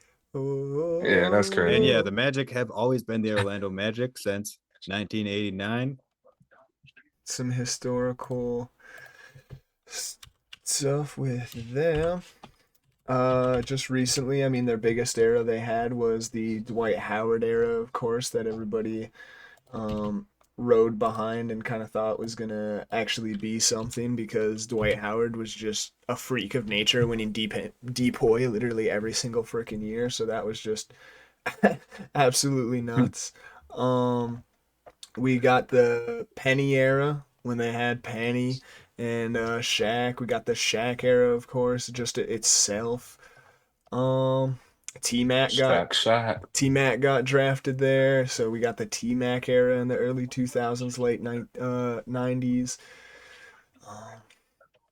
Then we got now the young era that they've kind of turned into, where what's up? I was just gonna say they still got a young history in terms of franchises. Yeah, for For real. sure. For real. All of their big eras you definitely see being led by young players. Penny and Shaq being young at the time when they were leading them. T-Mac being, when he was first drafted, being amazing with them. Dwight Howard being super young with them, so for sure. And then, actually, another era to actually bring up. I know it's kind of a slumpy era, but Nikola Vucevic was carrying the Magic for a little bit that there. was like a little for rebuild sure. stage. That low-key Vooch- was Vooch cut- was definitely a Don't dog. forget about Aaron Gordon. Yo, that shit was low-key Aaron decent Gordon, as hell Aaron- there. not Aaron Don't, Fogg. don't That's forget what, about Markel Fultz. Elfrid Payton when he was over there. That little When he was a rebuild starter period over was there. fun. But yeah, so that was a little era in of itself. And then you get to now where we got Franz and Paolo as like the 1 and 2. You got Cole Anthony, Jalen Suggs, guys that they've Young had Bulls. for a while, and just the rest of the crew. What do you guys New think? coach. Yeah, new coach. Yeah, I'm a big fan of that coach, bro. Who I that coach think right that I want to say they got the Cavs old coach JB Mosley. Bickerstaff. No, not Oh, Jamal Bickerstaff. Mosley. Yeah, Mosley, the black guy. That's I know that because I play for the Magic on 2K, and I literally got to talk to this man. Yeah, That's crazy. game, That's yeah. crazy. That's crazy. Not even asked that. Yeah, Yeah, bro. that's funny. I'm a big fan of that coach. I think when we look at the Magic from that rebuild stage, he had to flip that switch and turn that whole thing around. Mhm. And that's Yeah, for exactly sure. what he did, bro. We witnessed the Magic go to the playoffs last year. Like 10 And years actually ago, play hard. like 10 years ago, that's unheard of. Them going to the playoffs. And they got a young team. I got Franz Wagner, who came out his shell, got his bag. Obviously, Paulo is that guy, the number one. Like, come on. Mm. I like the Magic a lot. I think they play hard, great defense, even better coaching. Yeah, I like that team a lot. Who we thinking the best guy in history is on the Orlando Magic? Shaq. Gotta be Shaq, right? Really? You guys are giving Right. it to Shaq? I mean, since then, because they a newer team. I think their first year was like 18. I mean, I say 18, 19, fucking 90 or 89. 89, So yeah. I don't know. It gotta be Shaq or Penny, Yeah, you got to go Shaq or Penny. Yeah, right? for sure. Who else is like the I'm best? pretty comfortable giving it with Shaq because, I mean, we all know Shaq's been to a few teams, but Yeah. he can only be the player for two teams, and if we got to put him on one, we got to put him somewhere. It's Shaq. The Yeah. team who drafted him, right? He was nuts. He was going to get Jordan in the prime. Like, Hey, I love taking him y'all. to the I love conference y'all finals. boys, but I'm taking T-Mac. That's cool. I'm not T-Mac's mad at prime was that. on the Orlando Magic, and man, that shit was crazy. Those couple years, man. He I'm came not out the mad at league, and that. he was supposed to be the GOAT. Yeah, I'm not mad at that, I'm but not I mad don't think at he had a bigger impact on the Magic organization yeah. than Shaq. Now Hey. that I'm thinking about it, Well, I think Dwight might be the best Magic of all time, bro. I mean, if you're looking at pure You gotta look at what that he resume, got, brother. yeah, if you look at what he got for Yeah, I that guess you- team, I guess it's you could Dwight. say- Because he Yeah, had defense. Also, can He I was mention all that- defensive first team and all NBA first team, I think like almost 10 years in a row for like literally a whole decade. Bro, you gotta also mention he's the all-time leader in points, rebounds, and blocks for the Magic. He has to be the best Magic ever. Well, Shaq, yeah. though, his impact was crazy. Yeah, I was gonna say his impact was Like- just like nuts. Like he was in a rough time carrying I think at a young that age. I think it's Shaq with Penny though that puts that impact there, Mhm. not just Shaq. I think obviously Shaq is Shaq, but Yeah, Penny yeah, I think was- Shaq and Penny was yeah. good too. yeah, bro. But I'll take Dwight Howard, respectfully. Yeah, T-Mac was good too. I'm not gonna For say sure. T-Mac wasn't a That was dog his prime. but I was Yeah. just gonna say like he's kind of in the conversation of some dudes like not even want to give him his credibility and just like being a Hall of Famer. Yeah. That's kind of I hear you. Yeah, that's why I was like, it's just my personal shit. That's why I'm like, I Mhm. love y'all and I agree with what y'all saying, but I'm going like it. T-Mac all the way for real. Gotta go your own route. Who you like more? Yeah, for sure. Moving on from the Magic, we got the last Well, team out of the Southeast. What's up? I was gonna say, did we even talk about a goal for the Magic? No, we didn't. Oh my gosh. Goal for the Magic. What do we thinking the goal for the Magic is? I mean, I Keep would say at just it. Keep Keep playing acquiring. hard, Yeah, bro. win it. Keep Win a acquiring. Recording and stopped. building. win a championship within the next like what, like 3-4 years? Yep. Recording in And progress. it's way harder in that East nowadays. So, hey man, you might have to make a splash and go get a superstar. Yeah, you know, I feel like they definitely got one or two more seasons of like trying to figure this system out before you Yeah. start trying to acquire pieces. Paolo is definitely the guy to build around. Yeah. For sure. He's definitely their guy to build around, but I definitely say give it a little bit more time and start, you know, still figuring it out because they're still young and trying to come into their own. So I would just say, yeah, keep continuously building and trying to get chemistry as a team. Yeah, man. I like this Magic team a lot. Kind of remind me of OKC like 5 years ago, 4 years ago, before they were now. And Recording yeah, stopped. I would definitely be on the lookout Recording for the in Magic progress. to get some hardware sooner than later this next decade. Yeah. Man, it's got some good basketball up and coming. Yeah, man. It's like the Like, golden talking age, about it, bro. I actually diving into the game right now. It's like it gives me high hopes for like the future to come. No As doubt. long as these guys just continue to continuously get better. Oh, bro. What's the next team? The last team in the division. Moving on to the Miami Heat. Just historical. Yep. So, another thing that I didn't mention about the Magic that we had mentioned about every other team. In the division, the Magic have 8 wins, 3 losses. On the road, they are 11-19. At home, they're 18. Yeah. At home, they're 18-13, so definitely looking a little better there. And they're currently at 29-32, like we had kind of said. Kind of a stinker division right now, but I think the Magic's reasoning is more or less because Paulo was out for a big portion. Because if you remember the start of the season, 100%. they were like a top 3 seed for the whole entire start of the season, doing amazingly. So I don't see them. Yeah, I don't see them 100%. staying down there. Last couple seasons, I feel like I've been seeing the Magic be like, at the beginning of the season, be like a hot team. It's like, oh, wait, the Magic, like, you know, and it kind of, they like kind of dims as the season goes on with injuries and stuff. But I'm just like, that's kind of the norm now of like seeing the Magic start off a season hot right now. Mm-hmm. Like, they definitely get going immediately, which is good. Yeah, I like it a lot. I like it. So moving on to the Miami Heat. Currently they are at 28-30. They are 6-4 in the division, 14-19 at the road, and then 14-11 at home. I mean, we all know who we think the best Miami Heat of all time is, right? It's only one answer, right? I mean, yeah, we all on the same page here, right? I don't know if we are. Oh yeah, I don't. It's I don't the guy who came and saved everything. Is LeBron. Nah, it gotta be Wade, bro. You crazy! It gotta be. You Crazy. It gotta be. You're but actually LeBron, crazy. I swear to What'd you say, God, Michael? we wouldn't look at D-Wade how we do without LeBron. I'm just saying.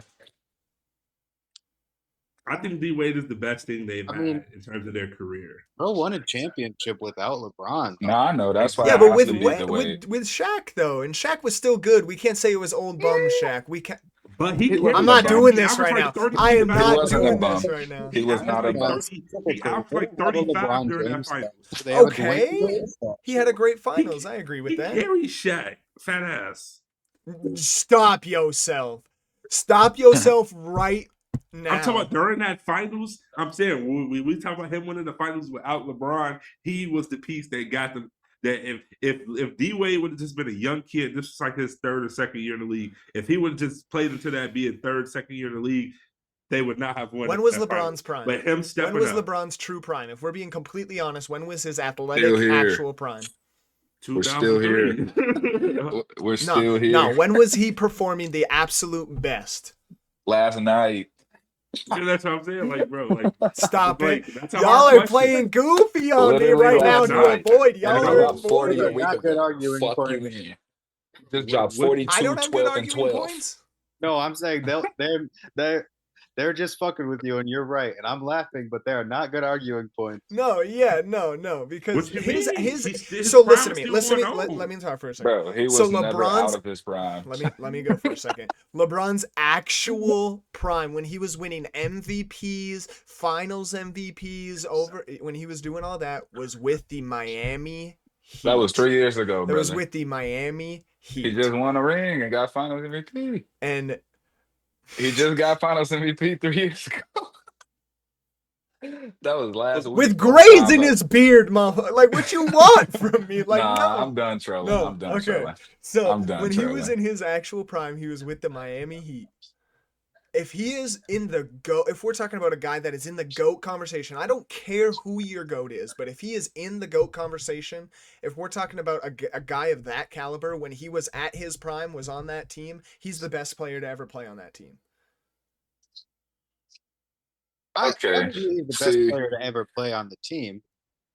But if I'm picking one player for the franchise, it's got to be Dwayne Wade. Yeah, for if sure. I'm be like, if we picking a guy for the face of the Yeah. franchise, I'm picking Dwayne Wade. That's Seriously, a different guy, yeah. conversation. wanna I'm get ahead talking of best myself. guy Nah, it is. ever.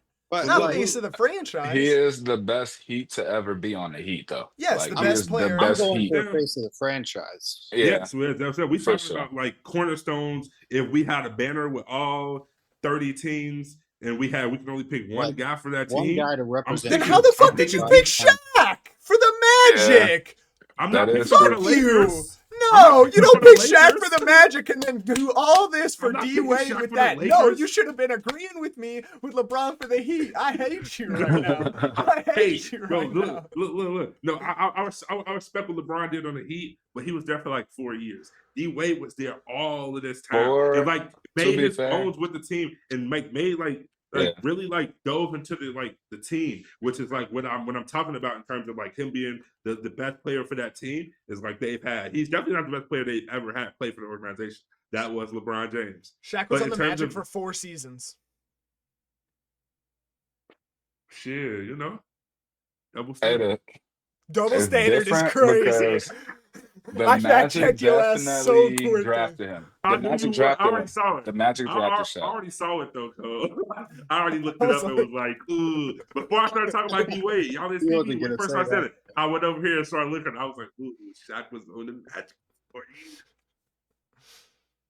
We But can I agree think- that LeBron is the best Heat LeBron is the best player Best to player. ever play Yeah. for the Heat, but Yes. D Wade, Yes. for however many He's years the he Heat. did it, you He's give the- it to him. that's You know, that fan team. favorite type. Fan favorite. And, I'll give you that. and Fan I favorite. don't give it to Face of the LeBron either franchise, because yeah. I was going to say He got the LeBron all-time stats because of the longevity, how long he was on Miami. You got to give it to him.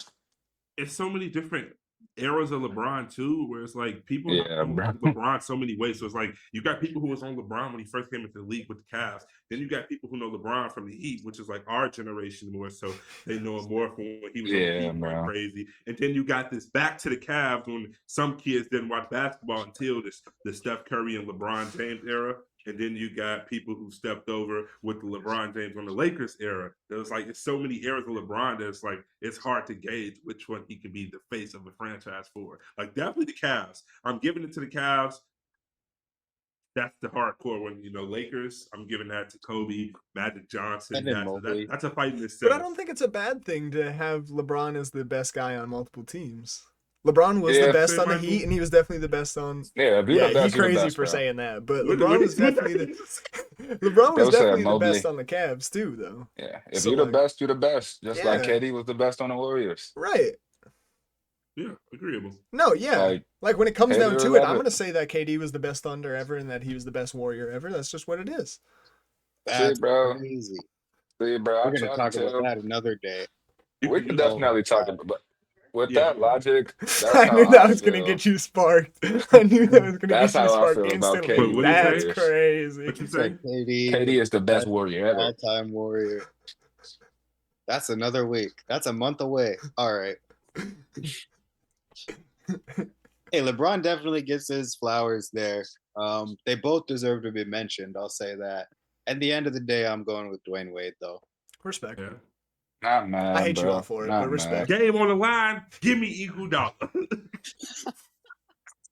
Interesting. Bro, we're not even talking about the Warriors. Yeah, I know. he got I'm a just jersey saying. retired. But I'm saying that in that aspect of like you was like, you know, all be all, like Michael, you was like, give me Dwayne Wade. So I was just mocking that meme. At the end of the day, Game on the give me line. LeBron give James. me Eagle Dollar. Literally, Give me Andre Eagle Dollar. I'll take LeBron over D Wade any day of the week. But I get it. They literally called it Wade County. You should know who the face of the franchise is. Yeah, They wasn't calling it Bron City. it's because they Bron also left drafted him the way he yeah, They did. drafted him. Bron Yeah, said, Bron was there for one reason and one "I'm reason coming only. I'm home. pretty Exactly sure we what saw I that. said. LeBron was there for one reason. Tell the world I'm I'm coming coming home." home." Then That went used and to give me got to make chills. first. I know, boy. That used to nigga give me chills, chills. boy. Oh, that. Hey, bro, When LeBron I You wish seen I that could relive video? that. Of like I wish I could all the relive that. people from Make a the city grown of man Cleveland cry. being like, "Please stay, LeBron." Yeah, I saw Bro, that just that like was- earlier today. That's crazy. Oh, Bro, that I was love that crazy. video. Yeah, Like, bro, bro, that's they made nuts. a Best they made player a in the home run for world. this man. Street LeBron, if that's what it takes. Like, bro, I ain't even gonna lie, man. I would turn into the So cockiest son of a bad. bitch ever if I had a city doing shit like that, doing the I'm coming home. I'm gonna be like, man. I'm gonna Tell turn into Tell a the bad guy. world I'm got that chills. shit was Yeah, crazy. Oh Yeah. no, I just remember the black and man. white video. Them edits were Yeah. nuts. The Yeah. black Them and white edit, just like, ooh. Make a grown man cry. But all right, I mean that is the Southeast Division in a whole. So, oh wait, Basically, they're all ass. we and still gotta have hold on. upside, We still gotta give the except for the Heat Magic. a Plans. Go. goal. We gotta give the Heat a goal. Oh, man. And we kind of only really talked about LeBron the whole entire time. We didn't really talk about any of the modern era. I'm not gonna count. Oh, that's true. I mean, yeah, there's definitely been an entire Jimmy Butler era since then. Yeah. That is true. Which, yeah, that was a good era. I mean, I liked that Jimmy Butler Heat team, despite the fact that I also hated them every offseason when we played them, when they played the Bucks. But they still were a very fun team to watch. They were the bad boys Yeah. of this new era. I In love terms of them. them sneaking to the finals and just like everybody in the East being like, we got to play the Heat next. And you never know. You can either gentlemen sweep the Heat or the Heat gentlemen sweep you. Realistically, they're the that's only literally the only team way it goes. that can like jump that line between the 6th seed and the 7th seed and still be a contender. Something about eighth that seed. is beautiful coaching. I'm Like, telling the you. first year to play in, they benefited from it. Not to mention the Heat, you gotta say Eric Spoelstra if you talk about the Heat. Oh, for sure. Of course. He's Oh, one yeah, of the no best doubt. coaches to ever coach the game of basketball. Which is And why despite they're all of the- consistently good. What were you saying? I'm sorry. That's why they're consistently a good team. Yeah. Yeah, bro. You can get. I mean, you see the team that got undrafted picks going to the finals. Max Strus turned him to a superstar, got him his money. It's just in and out revolving door of dogs, to put Yeah, it definitely because of simple that as Heat possible. culture. That culture different, bro. Yeah, And Heat even- culture definitely breeds dogs. Even with like the recent turmoil with him, we got to give a lot of flowers to Pat Riley just being able to keep this team like afloat the whole entire time because Give it really credit where it's is. due. Yeah, it really is him ultimately the Yep, whole entire yep, time. yep. Like going from the LeBron, like easily transitioning from D Wade's first era to LeBron era to post LeBron era to Jimmy era to now like this Tyler Harrow / kind of rebuild, figure their stuff out era. That really is very seamless how he's done it every single time. So even if there's all the turmoil with him and Jimmy Butler, I mean, dude knows how to manage an NBA team, that's for sure. Give credit where it's due. Yeah. He deserves his flowers while he's still here. After the Jimmy Butler trade, they're still going to be in the playoffs. Right.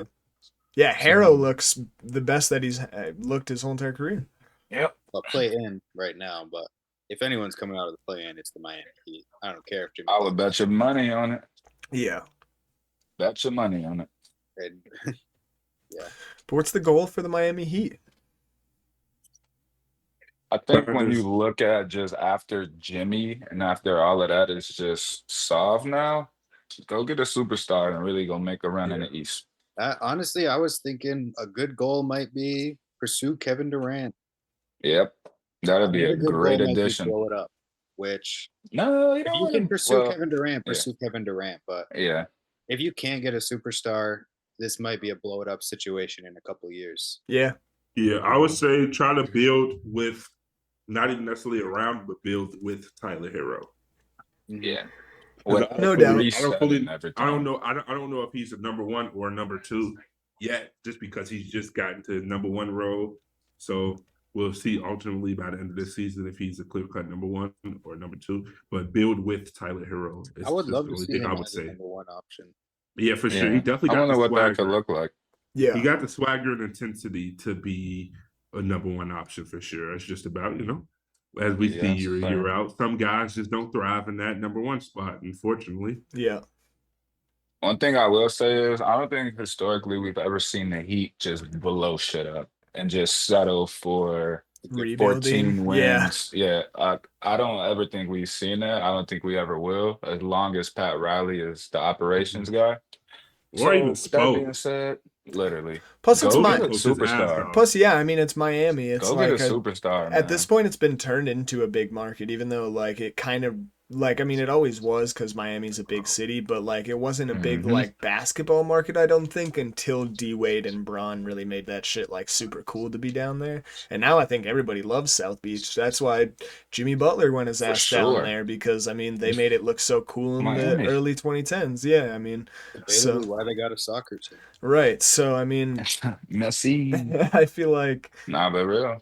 I mean, yeah, I just don't really see them, like you said, just being a bottom feeder. I see them just like trying to be good always and always still being able to be good just because of the city that they just so happen to be in. Kind of like with the Lakers. The Lakers aren't really ever going to be like a bottom feeding team where we're like, oh yeah, the Yeah. Lakers are looking for like the number one pick. Except for that one year they got Lonzo and it was like, whoa, but That was the experiment. That was yeah. Yeah, that was right after Kobe left. Yeah, that was like a little bit of a That was fun. era of the Lakers. Yeah, that was a little weird. That was But young man's ball right Yeah. there. I guess like the only big market teams that we see just being complete bottom feeders are my Bulls and then like the Knicks. Yeah. Well, the Bulls always they be And not the Knicks they- right now, but like just the Knicks in recent history. For We've sure. seen them For like sure. going for top picks and not being good and shit. I feel like Bulls, bro. The Chicago team in general always how big market, but we never make any big huge splashes. Yeah. And it's like, Yeah, bro. what do we have I all think this the media Bulls are viewership okay. and stuff like this? Like we need If to the go. Bulls are really- mediocre, they'll still make millions and billions. They I don't. But I ain't happy with that. I don't want to be mediocre. I mean, as a fan, hell no. Yeah.